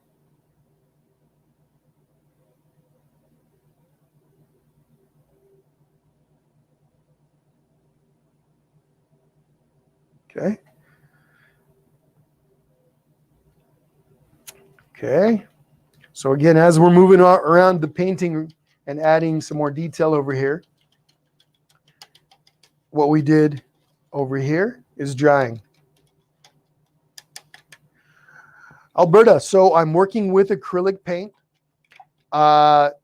So I typically get my paint from Michael's or Hobby Lobby, two big art stores out here. Not sure where you are, but Hobby Lobby and Michael's is typically where I get my paints. I like to use, you don't need anything super fancy, but the type of paint, the type of brushes that you buy, that you use, are important to the overall product. If you buy really, really cheap quality paints or brushes, you're gonna struggle a little bit more. So you don't have to spend a lot of money on this stuff, but you want to look for good rated quality paints and brushes. That is probably the most important thing I can tell you when somebody's beginning to paint. People often will buy the cheaper stuff because they're not sure if they're gonna really enjoy painting, so they're going, I'm gonna dabble a little bit. But your experience very may well hinge. The quality of your experience will hinge on the type of quality of paint that you buy, paint and brushes. So again, you don't have to buy anything expensive, but look for stuff that's rated. It has high ratings on it. Okay, that would be some of the best advice that I could give you for somebody who's beginning painting. So I'm going to grab a little bit of yellow. My sun is pretty dry here, so I'm using my filbert, just putting a layer of paint over the top. But some good brands, as I'm working this yellow in, and I'm going to require a third layer of paint once this second layer dries. Now the filbert brush is nice because it has a rounded head. It's easy for me to work in paint on rounded edges. If you don't have a filbert, again, pick a different brush, pick a small round. Flat brushes will work also. But some good brands that I use, good bang for your buck paint. You could get, if you're at Michael's, there's a really good bulk paint from Artist's Loft that I like to use. That's primarily what I'm using here today. For a large Um, 1 liter bottle, I usually, with a coupon, you can get it for about $6. Lasts a long time. That's one type of brand that I use for Michaels. I also will get, do I have any over there? Stuff from Deco Art. Deco Art's a good one. Again, these are decent quality paints for decent price. Deco Arts, Folk Art is a good one. Even Walmart carries brands like Apple Barrel. That's not a bad one. You can actually get a decent paint set from Apple Barrel. The Fine Touch is another good one. The Fine Touch, that Master's Touch. I'm sorry, the Master's Touch, and you can get that at Hobby Lobby. Anyway, you do want to make sure you're getting some decent quality stuff. Like I said, it will make a really big difference in your experience. It just makes it easier for you to create. You don't have to worry about your paint so much, or your brushes. Brushes, if you buy cheap brushes, they'll shed on you. And a good decent brand for brushes is the oh gosh, I just drew a blank. It's the it'll come to me in a little bit. But a good Artist Loft also produces a good brand of brushes. You just have to, they produce some really lower end ones and then some medium ones and some higher end ones. You can find a decent set from their Princeton brushes. The red velvet, I'm trying to remember right now. They make so many different types, but Princeton makes some decent brushes, or great brushes, for a good price also. But all right, so all I did was come over and add another layer of the paint, the yellow paint, to my reflection in the water, and of course to the sun. As I mentioned, I will come back and do another layer of paint over both. What you notice now is it's a lot less transparent than it was earlier.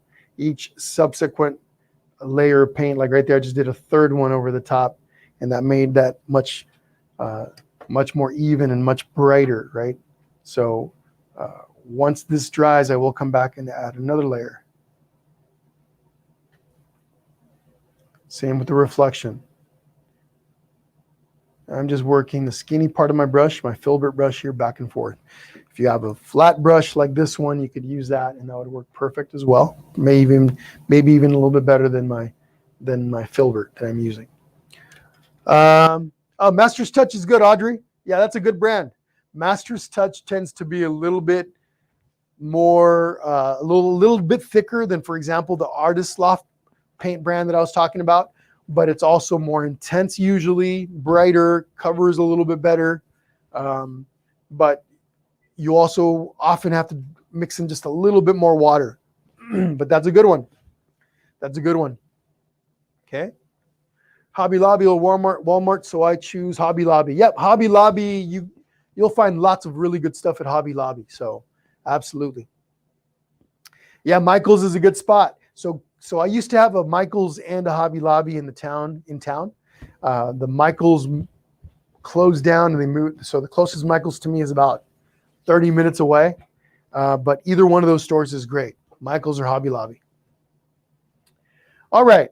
So I mentioned earlier I was going to go ahead and add a little bit of a dark to my green, to a shade of a darker green over the top of this. That's what I meant. So what I'm going to do is, using one of my small flat brushes, okay, I've got this green here on my plate. I'm going to grab it. And I'm actually going to bring it over to a spot on my plate. I don't need a lot of this green, okay? I'm going to take a little bit of brown, okay, and mix it in. I could also take a little bit of blue, dark blue, and mix it in. That combination is going to darken up the green a bit. It's going to muddy it a little. If you don't, you can also add a little bit of black instead. Okay, some people, it kind of depends. You can use black to darken it, or you can use the blue and brown combo to darken it as well. Okay, this is just kind of muddy up my green a little bit, which is what I want.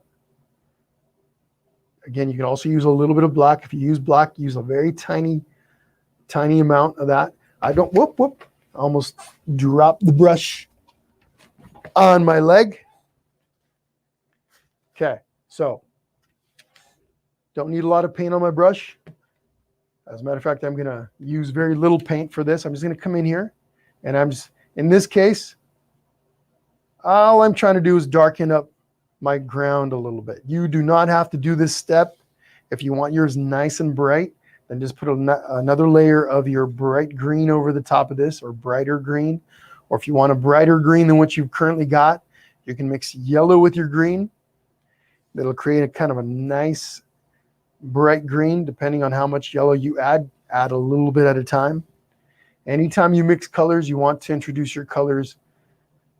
I usually will go the darker color. I'll add the darker colors to the lighter color, and I'll add them a little bit at a time.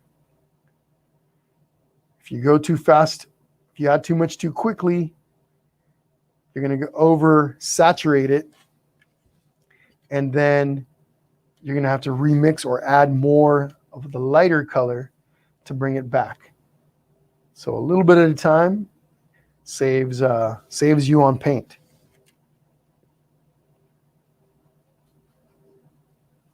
In just a moment, we're going to start to add those leaves.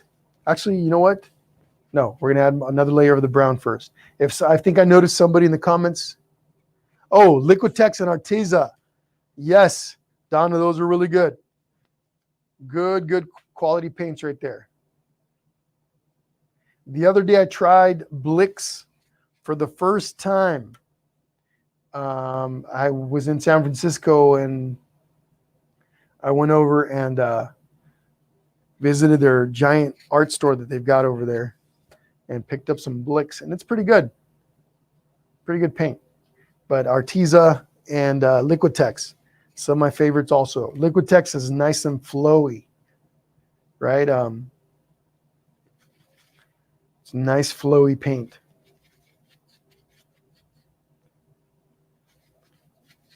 Lots of intensity. Again, though, you just have to make sure, or I would recommend getting nice quality paint so that your initial painting experiences are more likely to be positive ones, successful ones. If you're struggling with your brushes and your paint, you're going to struggle with what you create. It's not going to come out as nice. Your enjoyment level will drop. Yes, all acrylic paints are water soluble. Absolutely.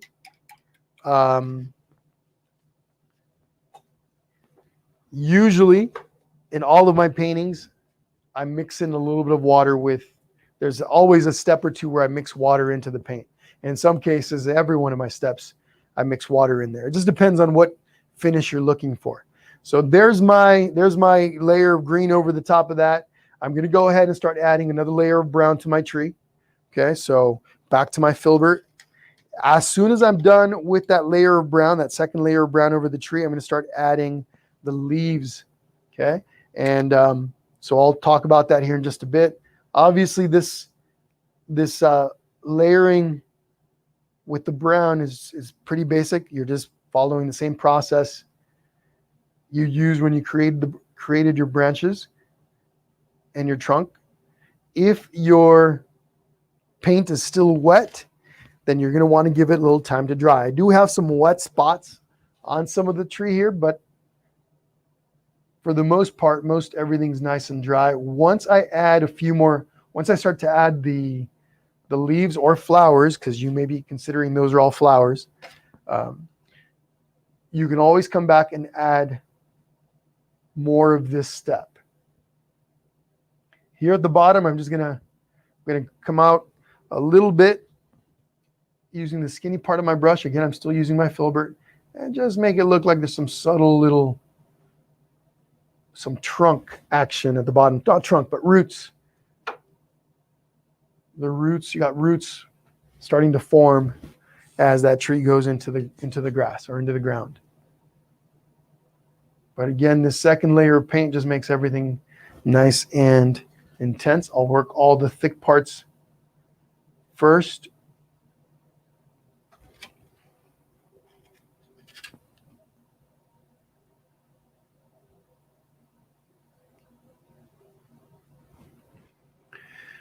So I'm sure many of you have heard by now, I am working on a membership, on a private group or exclusive group membership with Painting with Jesse.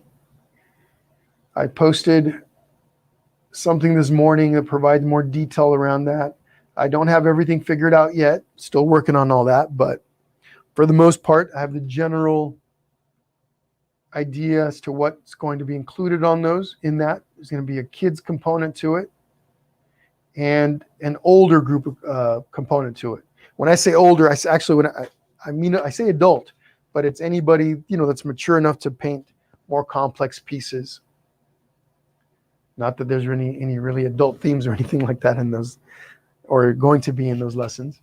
But anyhow, if you're interested in finding out a little bit more about that, go check out the post from this morning. If you guys have any questions, make sure you guys send them over. You guys can also ask questions here in the comments section, and I'll try to answer you as best as I can. Like I said, I'm still working on the details, but at the beginning, it's all going to be through a private group on Facebook. And I am looking to add, and it might be ready by the time it launches. It's going to be launching in July. I may have the website component ready to go. So the content you'll have an option as to where you can consume the content. There's going to be more tutorials, right? Drawing and painting. But there's going to be live Q&A sessions like over Zoom. There'll be things like challenges, more basic and fun or lighthearted technique and fundamental trainings so that people that want to improve on their skills can. Things like shading and maybe composition, color mixing, stuff that are important and make subtle but important differences in your painting abilities. So anyway, that is coming. And if you guys are interested in finding out a little bit more, go look for we're all done today, go look for my post from earlier this morning. Next week, I will be posting the opening date. It's going to be open. The founding members launch is going to be open for a week in July. Okay, and then the doors will close, and then we'll open them up again sometime in the fall, in time for new members to come in, as the holidays are big time and popular painting time. Lots of holiday themes, lots of fun holiday themes. So anyway, the doors will close until the fall.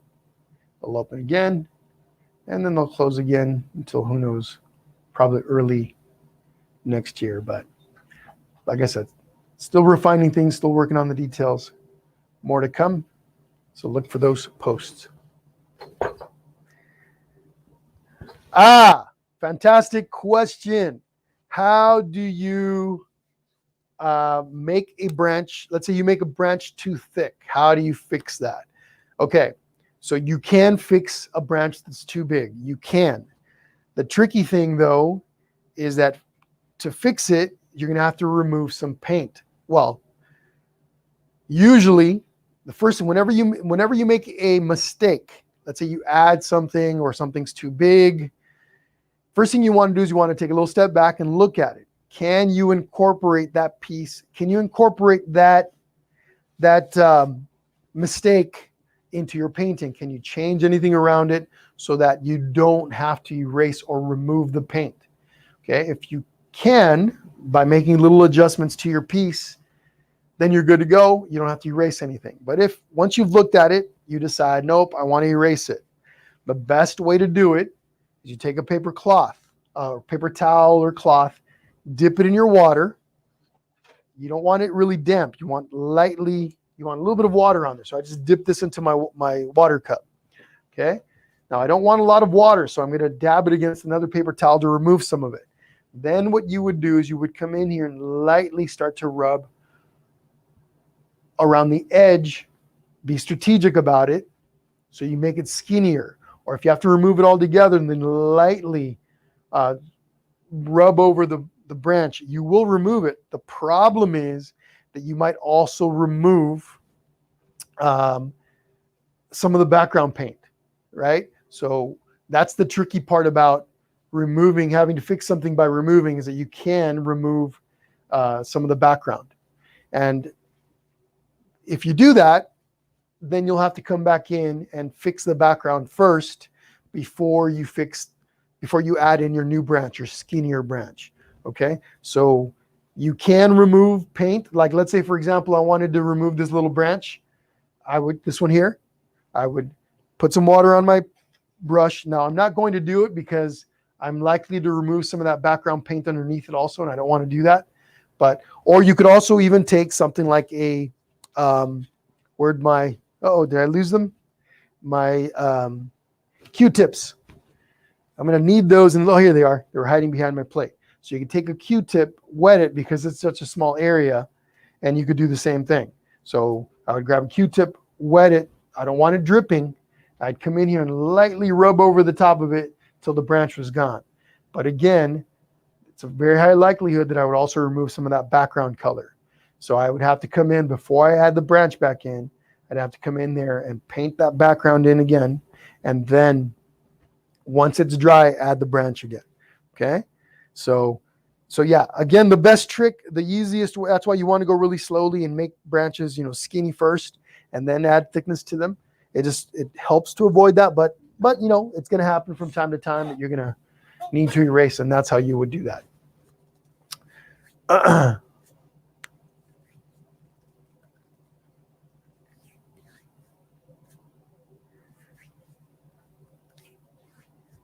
Okay, so all right, guys. Okay, good, fantastic. So there's the second layer of paint, and I saw a bunch of questions pop up here, folks. I will look at those and answer them in just a moment, but let me go ahead and continue with the next step. So I just went ahead and did the second layer, and then I'll go back to your questions. Okay, so I just went ahead and added more paint, another paint layer to the branches. Now I can start adding some leaves, okay, or flowers, again, whatever you want to call them. So in this case, what I'm going to do is I've got my group of cotton swabs. Okay, I've got about 6, 7 of them in there. 8 of them is what I've got in here. Now, some of you are going to pick different colors. I understand that some of you are going to be picking different colors for this. Some of you are going to be using, I don't know, maybe yellow.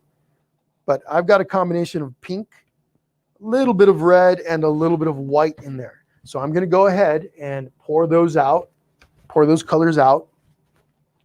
And then I'll get to showing you guys how you're going to add these. Using the cotton swab option is kind of it's just an easier way to make those. They don't need to be super refined. So, they don't need a lot of detail. So it's easier to do it this way. You can take a brush and do them individually kind of quickly, like how we did the stars, but that can be really tedious. So nice, quick, and easy way to do these. I'm about to show you guys. I poured out too much paint, way more paint than what I need, but that's all right. So I've got red, pink, a little bit of white. You could take, give me a second, let me clean up my brush here. I'm going to be I'm just going to mix my colors. Actually, give me 1 second here. I'm going to use one of my other brushes to mix my colors. Going over to my filbert here. This area on my plate is dry, so it's okay if I mix my colors there. I'm going to take a little bit of white. Okay, just kind of bring it over and do that. Take a little bit of red. Kind of just put it in there like that. And then a little bit of white. So I can see all 3 of the colors in there. And it depends on which color you want to be dominant. you'll just add a lot more of that color in there. So I've got a combination of pink, red, and white in this little area right here.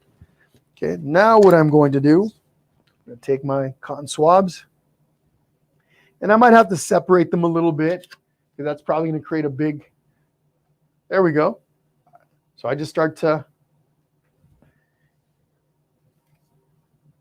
quickly, and this will also take a little bit of layering. Let's say I want to change the color on that. This is too white for me. Then I'm going to grab a little bit of red, or maybe I want more pink in there, or maybe I want a lot of white. Maybe I want my flowers to be primarily, or my leaves to be primarily white. So I'll play with this color. I'll start on the edges first and work my way backwards. Again, remember, we're covering up our branches here. But you want to be strategic about this. Some of these areas require a little bit less. Maybe you turn this sideways like this at an angle, and you only use the edge for these smaller areas. Okay, you notice this has a lot more red in it. And now if I want to add a little bit more of that, I just come over and and this can also require a little bit of layering. Now, an option to give me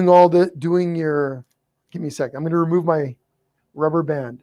An alternative way to do this, instead of using your rubber band, you hold these in your hand, and it creates it's not as tight. The little bunch isn't as tight, and they're more open now.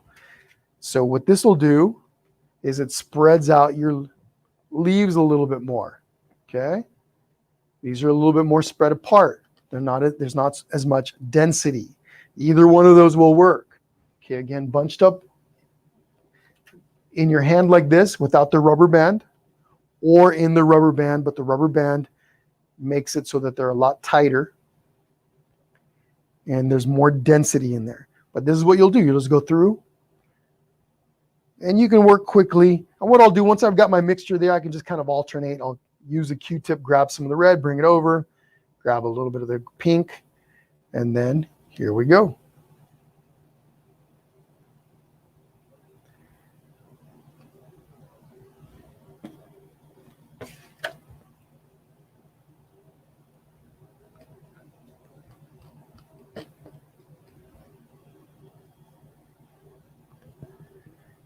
Using it with the rubber band makes it a little easier to control, to keep everything together. When you're doing it like this, when you're holding them with your fingers, it takes a little bit more work to keep everything together. But this also it makes it so that you can have a little more control when you create these. You can make bigger ones, smaller ones, more dense ones, depending on how you hold them, right? You can kind of reposition them in your hand and control how many leaves, the shape.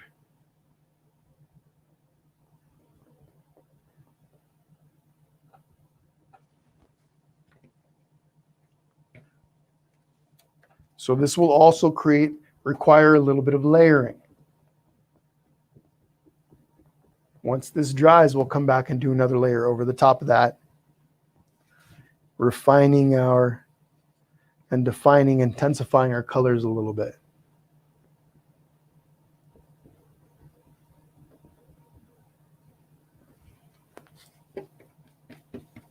Let me pour out a little bit more white on my plate. In just a moment, I'm going to look over at your comments, questions.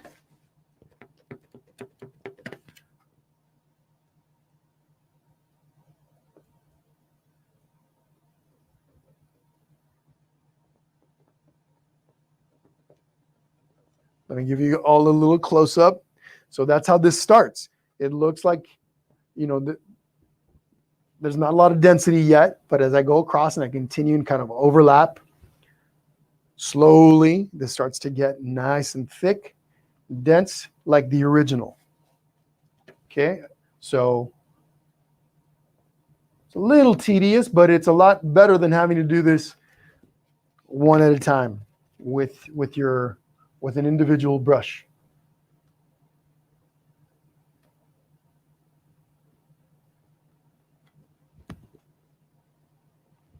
As I mentioned at the beginning, there's also glitter on that original. So for those of you that want to join me for that towards the end, I will be adding a little bit of that to my painting. So these little branches over here, I had that little branch that was over there, but this little guy right there, I just added a little tiny bit of the leaves by using just the edge of the Q-tips like this. You guys notice that? I can control this. How much, how little. Where I need a delicate touch, instead of using the whole bunch, I just come in and, especially like around the edges, I can twist these, turn them a little bit.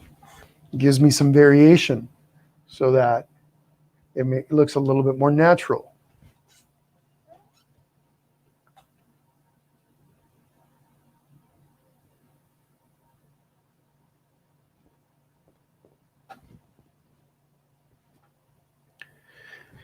I think I saw somebody mention something about doing this with their class, with their classroom. You are free to use this in your classroom setting. I know some people have reached out to me from time to time and said, hey, I have a classroom I'd like to teach or do one of your paint sessions with. You are absolutely free to do that. Just, you can go find the painting session that you'd like under the Painting with Jesse live tab on you can also go to YouTube and look for any of those there. And yeah, you could show them in your class if you'd like.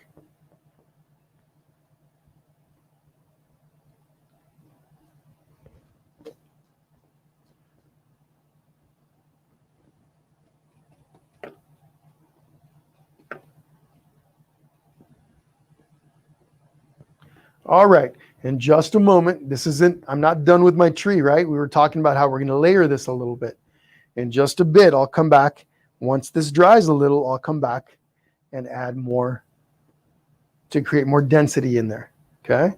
So for now, though, that's looking pretty good. You guys notice I have some here. There's some leaves on the floor. I can take one or two of my Q-tips. Actually, I'm just going to take one. And I'm just going to come down here and add a few of these little leaves down here. Nice and easy. But it's the layering on top of each other and the density that creates that nice fullness that you see in the original.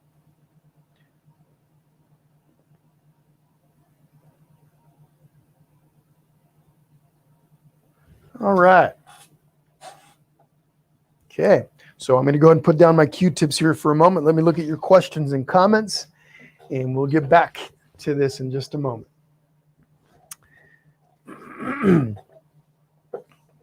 Audrey, so the dinosaur tomorrow is going to be at the same time as today's event. So 3 o'clock, so 3 p.m. Pacific time was the start time. So at the same time, we've been painting now for almost 2 hours. So 2 hours, an hour and 50 minutes is an hour. We started this session an hour and 50 minutes ago. Okay. That's right, Kinkini. We got some fallen leaves or flowers there on the ground. There you go, Audrey. Are you being serious? I use broccoli, Mary Beth. That will work. I can imagine that will work. I've never tried this, but yeah, broccoli would work. That would make some really cool leaves, I think, because of the size of the broccoli. That's actually pretty cool. Tell me that you're telling me the truth, that you're not messing with me. Because actually, I think that would work. Too funny. Another person someone said that they use small broccoli for the leaves. Also, can you do that? Yeah, I don't see why that wouldn't work. I don't see why that would not work.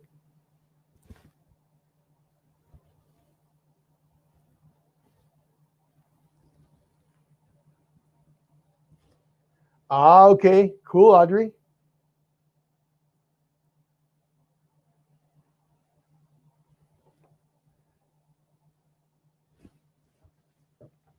All right.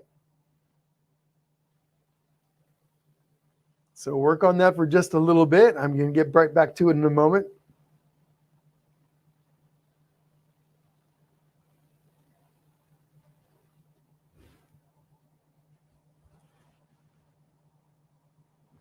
Okay, with Sandra that asked about the about being able to do this with your students.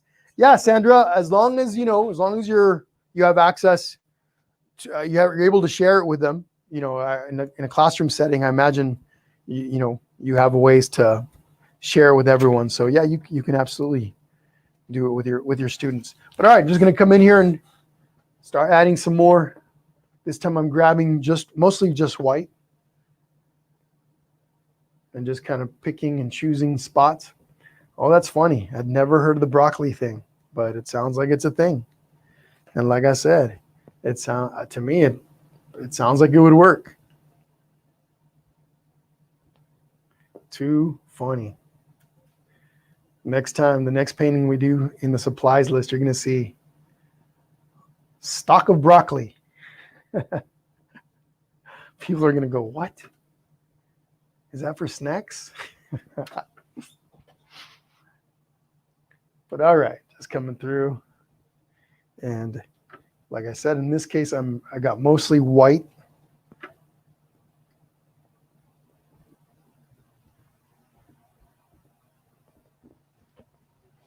So obviously this new tree is actually also quite a bit larger than that one.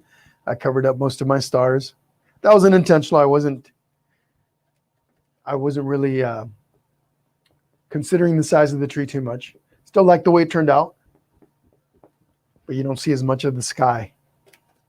But it does make it so I can bring the swing out further too, and maybe even make it a little bit larger.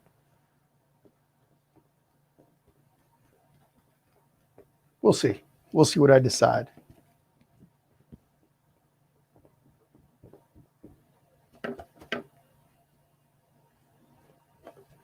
After a little while, the Q-tips start to get beat up a little. So you can switch over to the opposite side. You can get paint all over your hand, though, if you do that.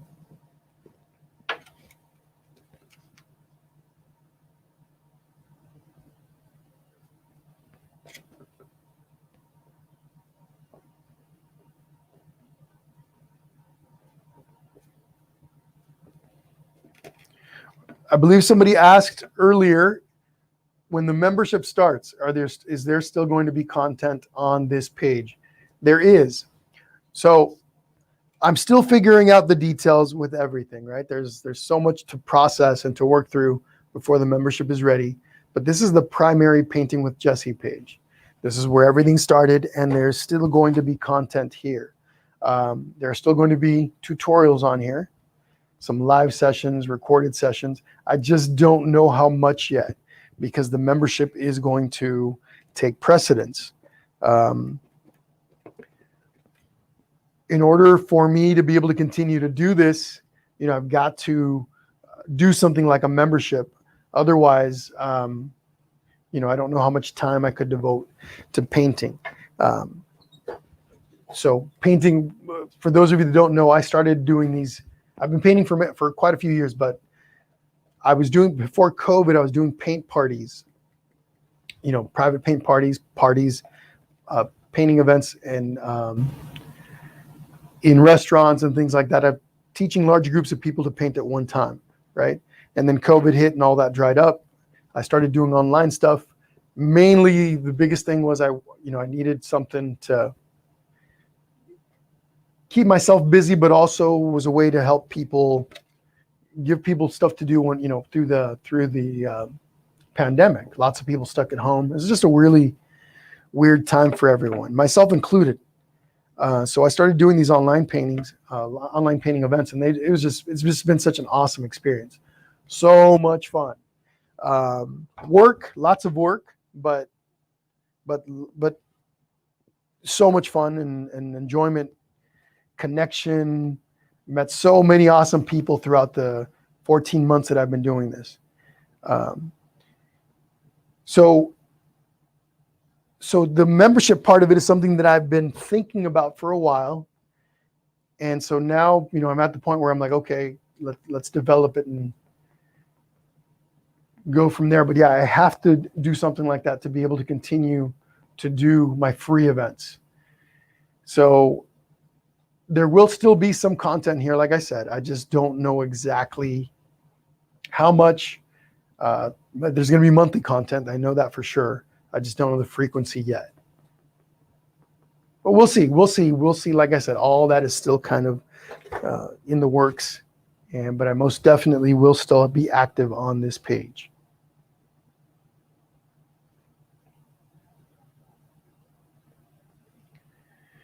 All right. Always, we take a little step back, look at our painting from a distance, see where things are. I like the way things are looking. I like this. The size of my tree over on this side, it's a little more prominent. It's gonna, like I said, it's gonna allow me to stick my swing a little further out, maybe not larger, but further out from the edge. That's gonna be a cool look. So yeah, I'm digging it. So next thing I'm going to do right now, I'm going to leave the leaves alone for a moment. I'm going to come over and add another layer of yellow to my sun. Make that stand out a bit more. So let me go back over to my filbert brush. Anyway, folks, that's kind of the origins of the membership. I still do, especially since COVID is, things with COVID have relaxed a bit. I'm still doing in-home paint parties, and I'm doing stuff at local restaurants and stuff like that. But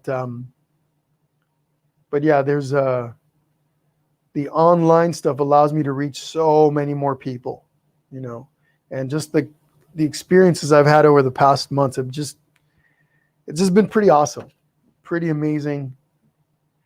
So many cool connections that I've made, so many awesome people, and it's just, something that I really want to continue doing. So in a nutshell, that's kind of where this membership started, the idea behind the membership.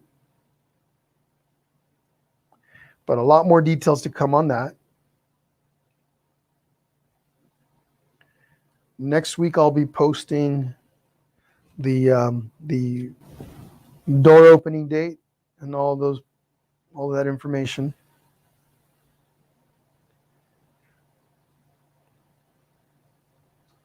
But again, this morning I posted some details. If you guys are interested, go check that out. Send me messages if you guys have any questions.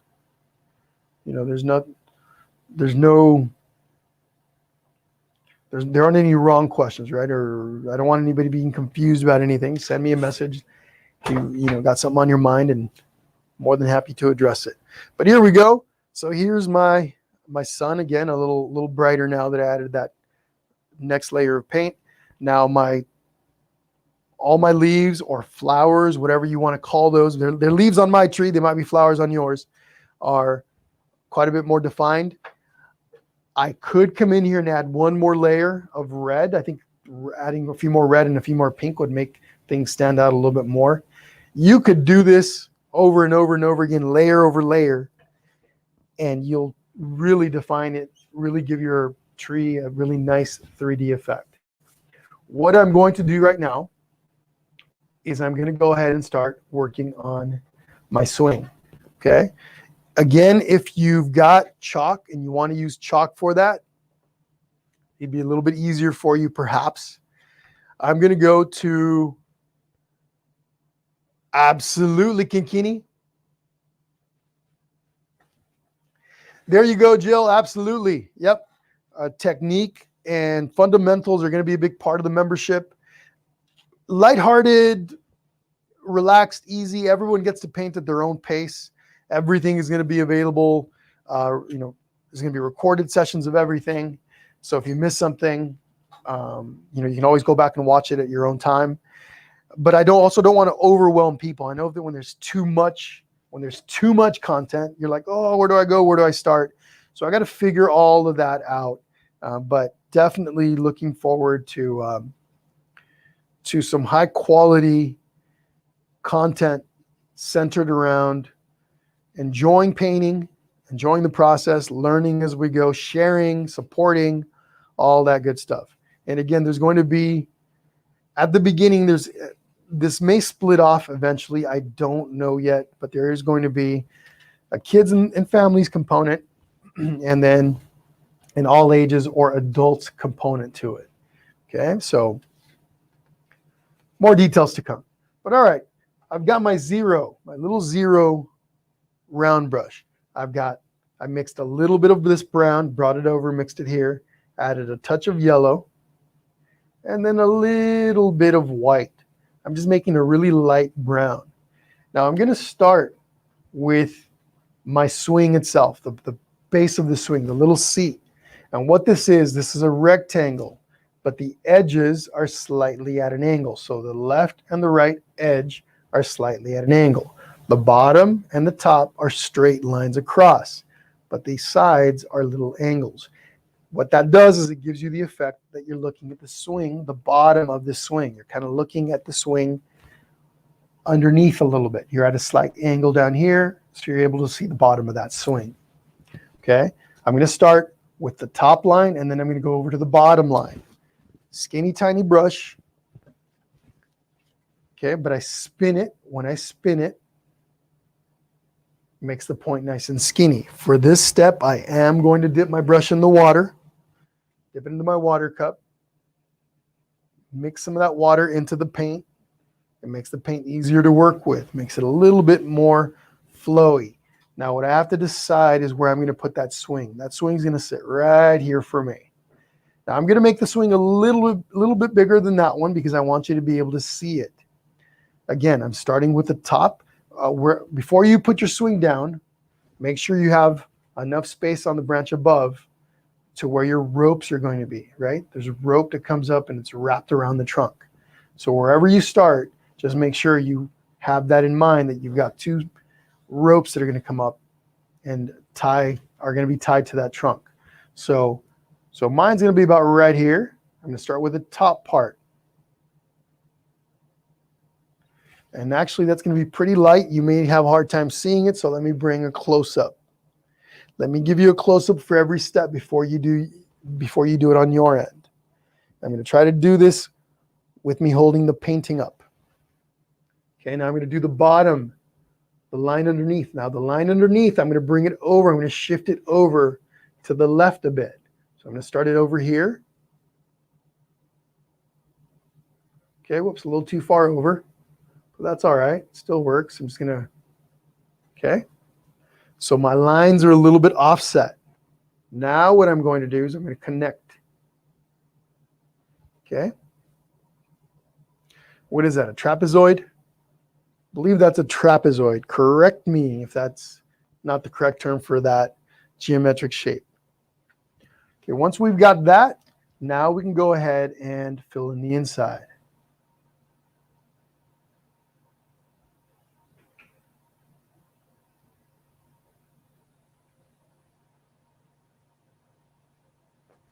Okay. And I almost fell off my stool just now. I leaned a little too far back and it felt like it was going to give on me. One of these days, I know it's going to happen during a live stream. Keep telling myself I'm going to get a new stool, but I haven't yet. Playing with fire. Okay, so anyway, there's the shape. Before I do anything else with this, obviously this is, well, not obviously, maybe not obviously, but this is a little piece of wood board, right? Let me show you the original, give you a close-up of the original. On the original, whoops, hold on one second. I want to make sure the neck stays up. On the original, when you look at the swing, underneath you can see the little knot for each rope that comes through the center, right? So the rope comes down, goes through the center of the board, comes out on the bottom side, and there's a little knot on each side. We're going to do that here in a bit, but first we're going to make the ropes. So the ropes, you come in a little bit. Now you could do the ropes on the edges, but then if you do them on the edges, making the knots underneath might be tricky. So you want to come in a little bit on each side, and that's where those ropes are going to come up from. So again, if you're working with a piece of chalk or a pencil, you could use that. Give me a sec while I adjust my easel over here. This is likely going to be the trickiest part for many of you. Little tiny brush, my number 0. Okay. Now, very important step. I'm going to take some white. Where's my mixture here? Here we go. So you could use just white, and that would work perfectly.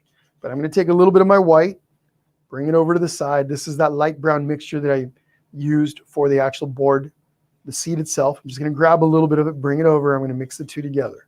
So I'm making a really light kind of creamy off-white color. Okay. I'm going to dip my brush in the water. This is very important. You definitely want to dip your brush in the water, bring that over, and mix it in with the paint.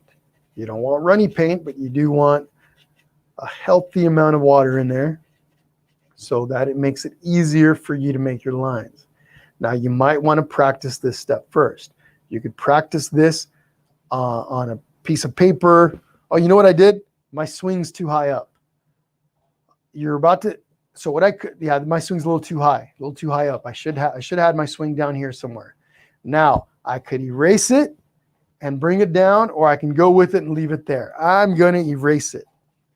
As I mentioned earlier, when I was talking about the branch over there, I should have gauged that first, but that's okay. So I'm going to take a little bit of water here, and I'm going to lightly, I'm probably going to remove some of the background. This is light enough where it may not, or it's still wet enough, and then paint, I'm already removing some of that background. That's okay. It's okay. So light, just lightly damp paper towel. And I keep turning this. I'll clean some of the paint off, then I'll find another clean section of the cloth or the paper towel, and I'll dip it in my water again. And here we go. Lightly, I'm barely touching my canvas. I'm still removing some of that paint from underneath, but I can fix that. The reason why I don't like to do this is because trying to match that original color might be a little hard to do. But sometimes you got to do it. Now, I could have decided to leave my swing as is, but I wouldn't have been happy with it because it's too short. It wouldn't work as well as I would like it to. But it also gives me a chance to show you how I would go about correcting something like this. So again, I'm barely touching the canvas in this case. If I was doing this the next day or hours later, that paint would have dried enough where this would have been a lot more difficult to do. It would have required me rubbing a lot harder to get that paint to come off. All right. So there's that. Now, normally I would wait to let this dry before I paint over it. I've got a handy hair dryer. No, this was not planned. I always have a hair dryer in my studio. I'm going to take a moment to just dry this really quickly.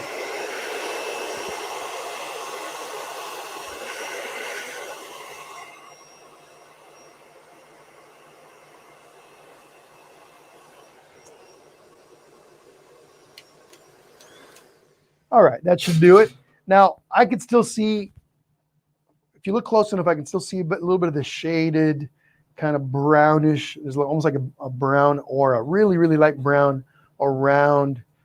When I was removing the paint, I kind of spread out that brown a little bit. I mean, it's really, really light. I could take some time and really clean that up. However, it's good enough, and I don't have to worry about it too much. Now, I still have some of the original blue paint here. It's still wet, so that's nice. Otherwise, I'd have to mix something and try to get as close to it as I could. So I'm just taking one of my flat brushes. I'm cleaning it up, removing some of the old paint. Now watch what I do here. So here's my blue mixture. Just going to bring it over to the side. I'm going to start with very little paint on my brush. Very, very little paint. And what I'll do is I'll come in here and I just lightly start to add it over the top. There's very little paint on my brush right now. And I'm just feathering that on.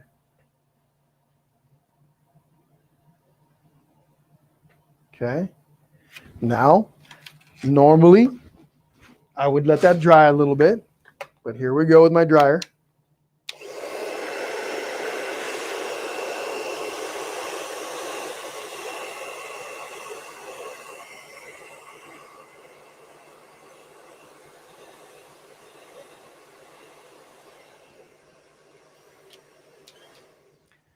I feel like I'm doing body work on a car. We do it again, a little tiny bit of paint. Feather it right over that same area. And I could spread it out. If you start noticing a really big difference in your brush strokes, in other words, sometimes by feathering it really lightly like this, it's a lot easier to blend in the color into those brush strokes that I can see a little bit of. Okay. If this paint that you're adding is too obvious, your brush strokes are really noticeable, there's a difference, then you would want to spread that quite a bit more to even things out throughout. But by doing it like this, really lightly, feathering it on, and you want to make sure that you're following the same direction, right? You don't want to start doing this because that's going to be really obvious. We're painting using the long horizontal brush strokes. There we go. That's pretty clean right there. Let me go ahead and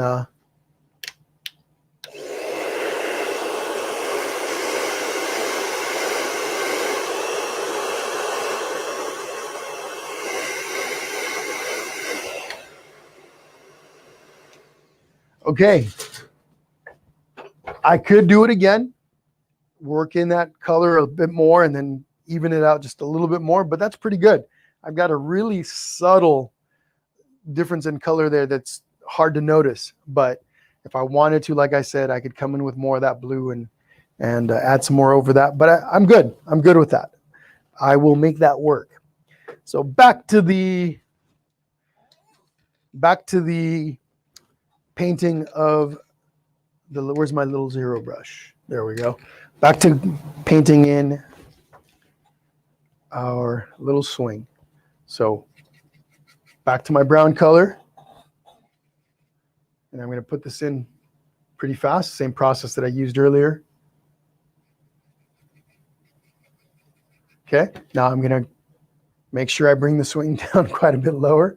We'll make it right here. Okay, so the top.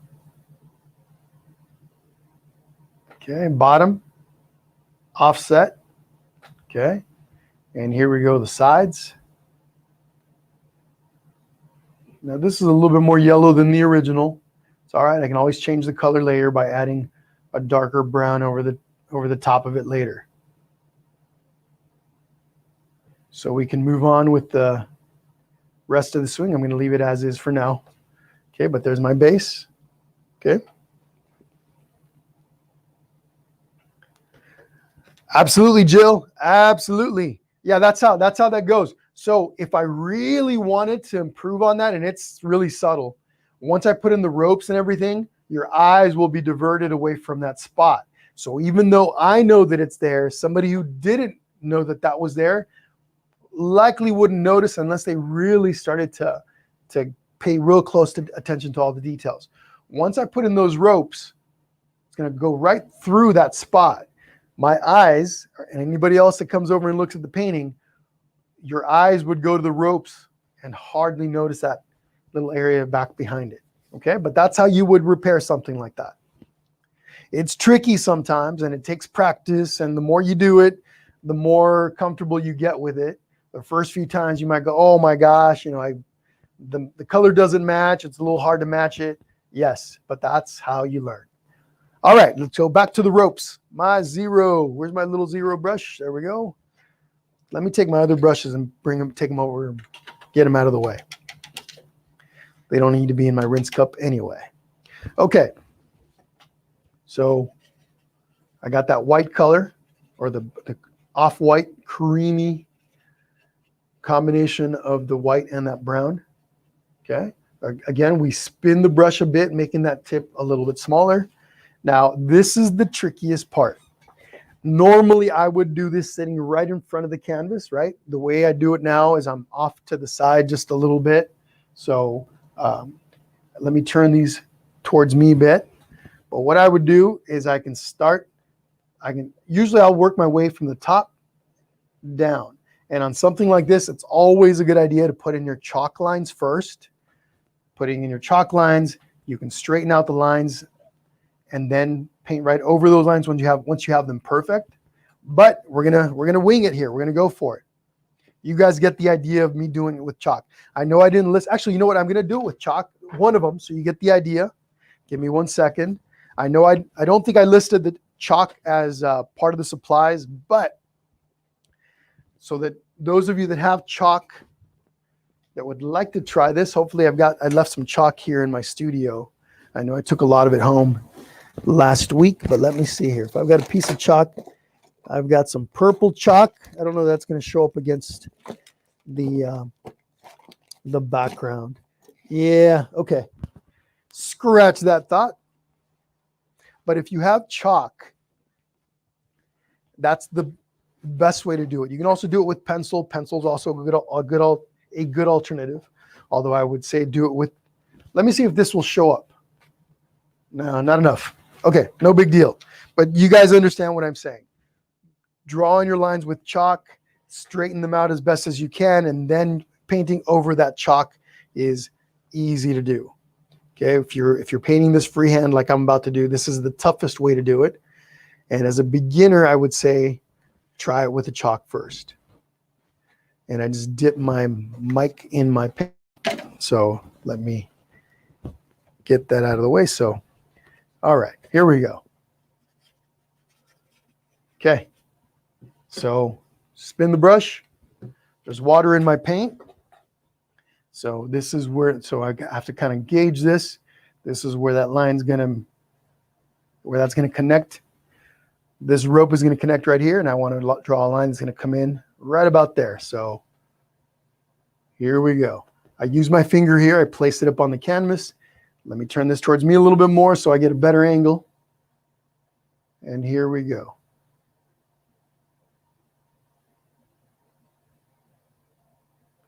Okay, nice and skinny. I like that. I held my breath as I did that. Again, I used my pinky. I put my knuckle right up against the canvas and all in one stroke. I went slowly, but not too slowly. The slower you go, the more chances you have of getting your hand to shake a bit. Okay, here we go again. Other side. Okay, so this one is going to be about right here. So let's draw a little line there. And that's going to come down. This is going to be tricky because it's on the inside. I'm going to take my non-painting hand. I'm going to put it on the table. I'm going to use that to help stabilize my hand a little. So my hand's here on the table. Painting hand is right over the top. Along with my pinky, this should help a little bit. Okay, hold on. Let me turn this guy. Here we go.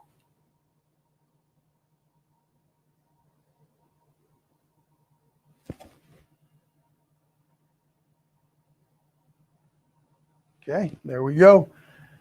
A little tiny bit crooked, but not much. Okay, there's my other line. So this line's a little bit lighter than that one. Now that I've got this one there, I can go over that same line, and it's a lot easier to do it because I see it, it's straight, right? I like it. If I didn't like it, I could erase them if they were too fat or or a little crooked. But now that the line's there, I can use it as a guide and go over the top and make it brighter. Practice, folks, practice. Like I said, you may want to practice this on a scratch piece of paper. You don't have to do this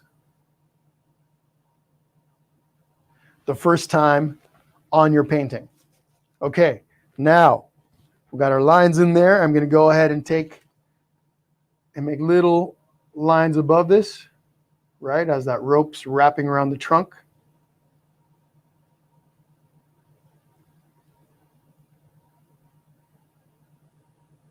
Whoops, a little too thick right there, but that works. Okay.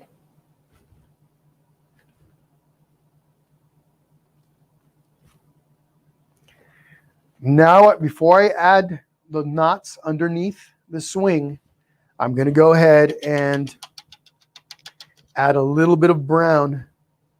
So you can take some of this brown right here. I want my wood seat a little bit darker. So I just mix it in with that original paint. And I'm going to come in here. All right, I like that quite a bit better.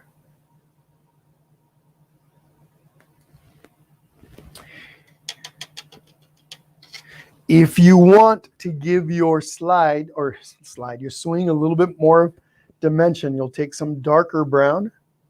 You might have to darken your brown up a bit if you want to see a nice difference. And right on the edge here at the top,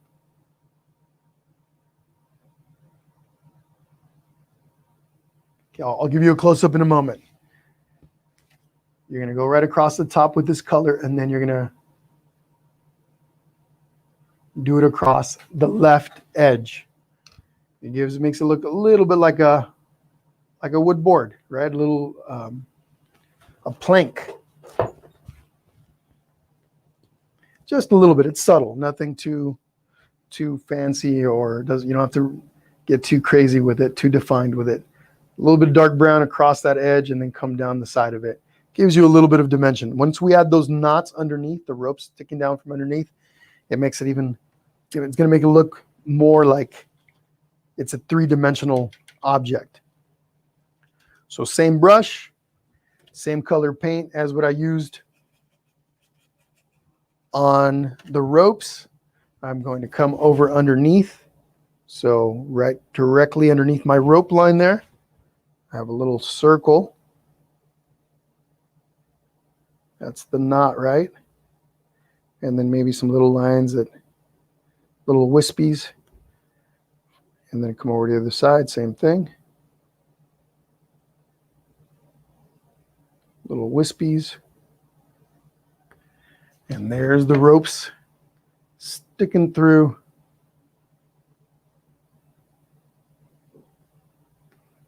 our swing, little board on the swing. Okay? And you can refine that. You can let this dry a little bit and come back and add more detail, more definition to it. Let me give you a close-up of the original. Not much of a difference, except for maybe the ropes are a little further in. Now, let's say you start doing this and your ropes are too close to the edge. Okay, let's say you ended up with the ropes real close to the edge, and putting those knots through there might be difficult. You can always just expand the edges of your board. Okay, once you've got the knots in or whatever, once you've got your ropes down, you can always expand by adding some brown here. You can just expand your edges, make the seat a little bit bigger.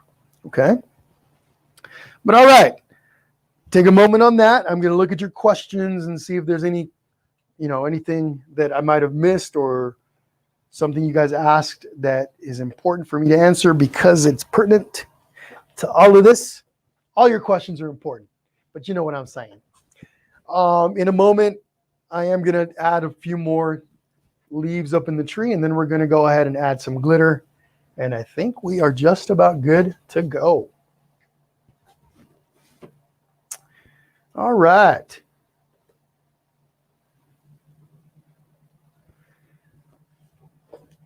Pottery.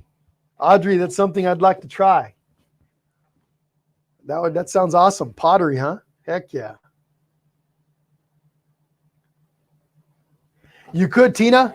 Absolutely. You could use a piece of paper or ruler. Absolutely. If it makes your job easier, absolutely. But I would recommend using something like a chalk pencil to do the first lines. And then once you know, because even using a ruler, like let's say you're using a ruler, but your ruler isn't straight up. It's your line could be really straight, but it's at an angle. So you go, oh no, you erase it, and then use your ruler to straighten out your lines, and then put them in with chalk or pencil, and then you're good to go. Okay. Can you put the swing on the other side? Absolutely, Kim. Yep. You mean, let's say your tree is here and yeah, that makes a lot of sense, right? Who's going to put a swing over the water? Maybe in a fantasy hope tree painting, somebody would. But yeah, absolutely. You could come over to the other side. Your trunk comes out this way and your swing could be right there. Absolutely.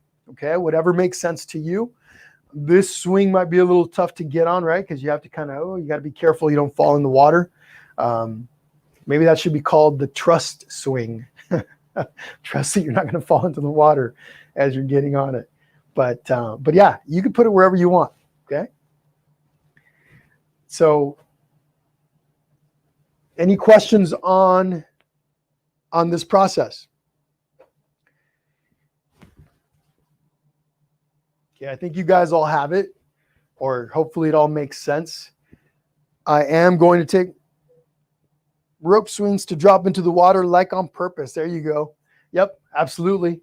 So yeah, again, it's your painting. As I always like to tell people that paint along with me, absolutely make sure you're happy with your swing, happy with your painting. Put your creative twist on things, change things up. Absolutely.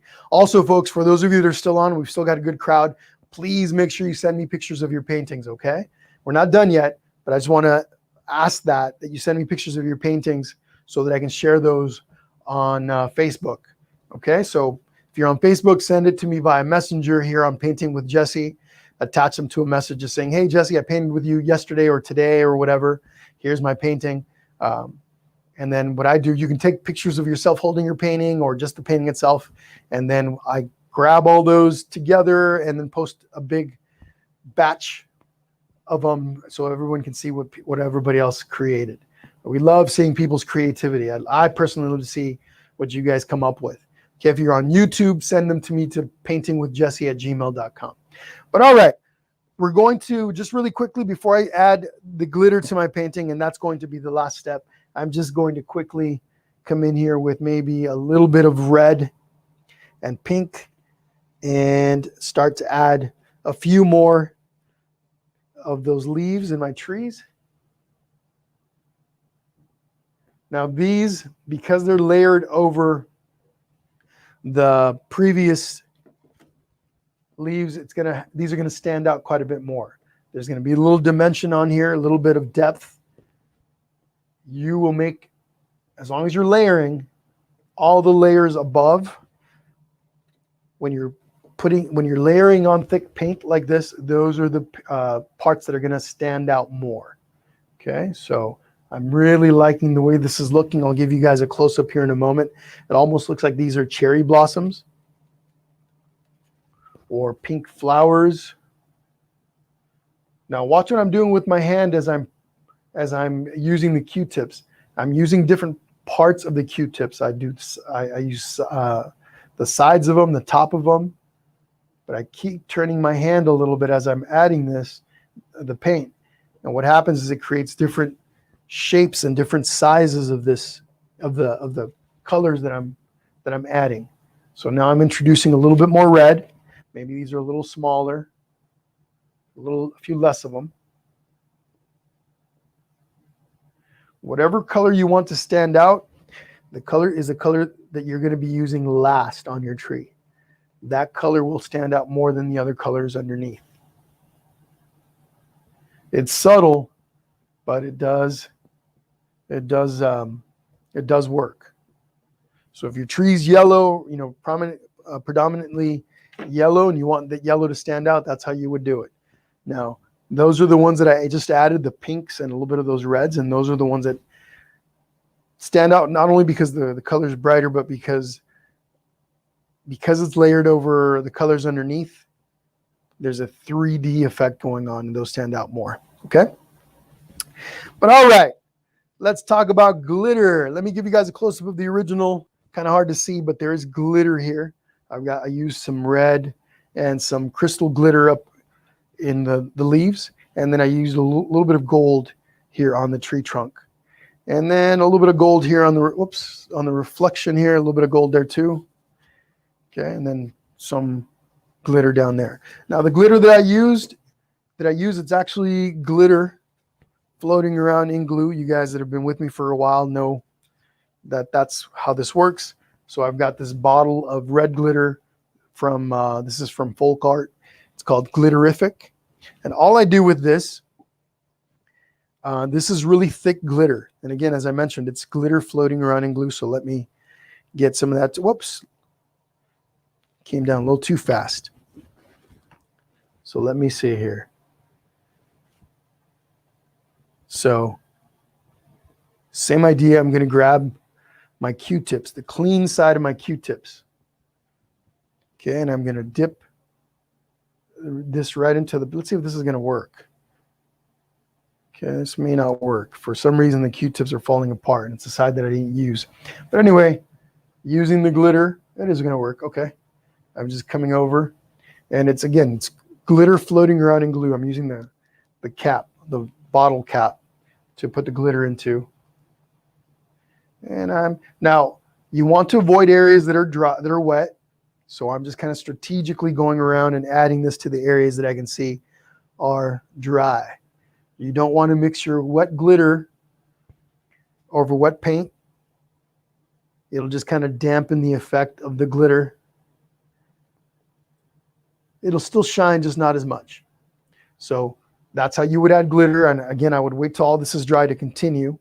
But that's that red glitter. Now I've got this gold finer flake glitter. I think I got this at Walmart maybe. From Go Create Gold Glitter Glue. Okay, this is the stuff I'll be using there on the trunk. With this, for this part, I'm going to use one of my brushes here. One of my I'll use my filbert. Just got to clean it up. Same idea. You want to make sure you don't have any wet paint on the canvas or on the brush itself. You want the brush to be free of any wet paint. And I just come through. Now I'm putting the reflections. This left side is the reflection side. It's where the sun is. So that would be where the shine would be. But you could, if you wanted, go through and add this glitter wherever you'd like. Don't forget, folks, we are getting to the end of this. I just want to make sure everyone remembers tomorrow's our little dinosaur painting session. So for those of you that are, or maybe you didn't know about it, go over to the event tab on Painting with Jesse, on the main Painting with Jesse page. Go up to the event tab, click on that, and you'll see the details. So I'm painting this glitter only on the left side. So on the left, even it's on the right side of the tree, but only on the left side of the trunk. Again, my choice. You can do whatever you'd like. Maybe your entire trunk has glitter on it. And the glitter works similar to the paint. The more you layer it, the more intense it becomes. Okay. Now I'm going to take some of this. I'm going to put it into the water.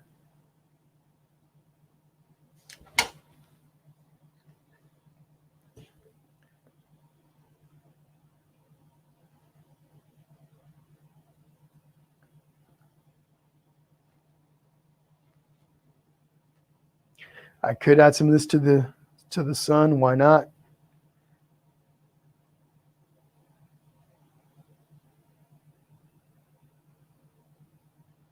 Okay, there's that. I'm going to take one of my smaller brushes. I'm going to grab some of the red glitter. Let's clean up the brush first. Remember, no wet paint on your brush. Scoop up. This is another way to do it. Just going to come over and add some of this right over the leaves.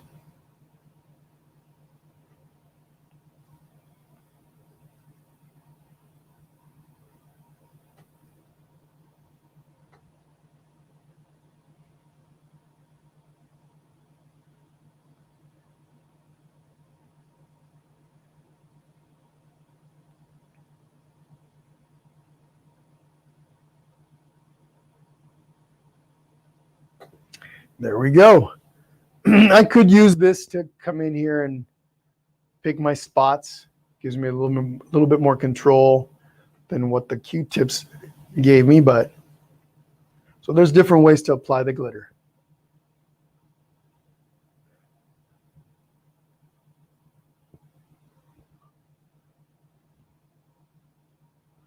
All right. Let me give you a close-up.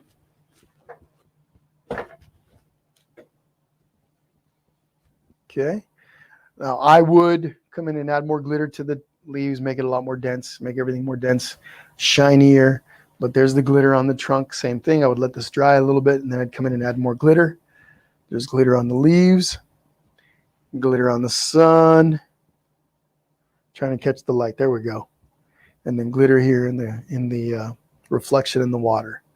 Okay. A couple of really cool ideas that some of you might like is adding little flowers on your ropes on the swing, like little flowers, right? Little flowers coming down. Maybe the flower, if you put flowers in your trees, and I'm sure some of you did, the same flowers that are in the trees, maybe add a few little flowers on your ropes, especially if you ended up with really thick ropes and you're not happy with them. You could add those flowers to that, and then you'd be good to go. Now, last thing I like to do is I like to sign my pieces. I don't think I signed the original, but it's okay. We're going to sign this piece over here now. I usually take a contrasting color. I'm just going to take a little bit of this white, make a really light blue color with that darker blue. This is my number 3 brush. Dip my brush in the water cup. And then over here on the side, I like to sign with my last name, but maybe you sign your nickname or you just use your initials, etc. So there we go. The very last thing I would do is I would flip my painting over and paint the bottom edge, right? I would paint it to match. So I'd paint the blue, I'd overlap the blue here, and then I'd come over with green right there. I'm not going to do that now because it's a pretty simple process. You guys know what I'm talking about. But that is the end of our painting session for today. I really appreciate all of you being here with me. I hope you enjoyed yourselves as much as I did. But don't forget to send me pictures of your paintings. I really, really would like that. The last few painting sessions that we've had, I haven't had as many people send me their paintings. Not sure if it's because I don't put an emphasis on it as much, but if you guys could send me your paintings, that would be fantastic. Again, if you're painting with me on Facebook or you have a Facebook page, you can message me directly to Painting with Jesse here on Facebook, right? Messenger. Attach your paintings, your pictures, and send those over. If you're painting on YouTube, you could email them to me at paintingwithjesse@gmail.com. Doesn't matter what platform you're on. You could use either of those processes to send those over. Paintingwithjesse@gmail.com, and I will then grab all those paintings and share them in a giant bulk post. Okay, so anyhow, here's our little painting of the hope tree. I hope you all enjoyed yourselves. And yeah, absolutely, Anne-Marie, no worries. No worries. Yep, that's what the replay's for. If you did not catch the live session, you'll be able to catch the replay on this. My pleasure, Donna. You got it, Brenda. Thank you so much for hanging out with me today. Oh, there you go. Need the dino for a baby shower, says Audrey. Got to get started ASAP after work. Oh, okay. So again, don't forget, join me tomorrow for the dinosaur session, 3 o'clock Pacific time, same start time as today. Okay. I'll be teaching you guys how to draw this from scratch.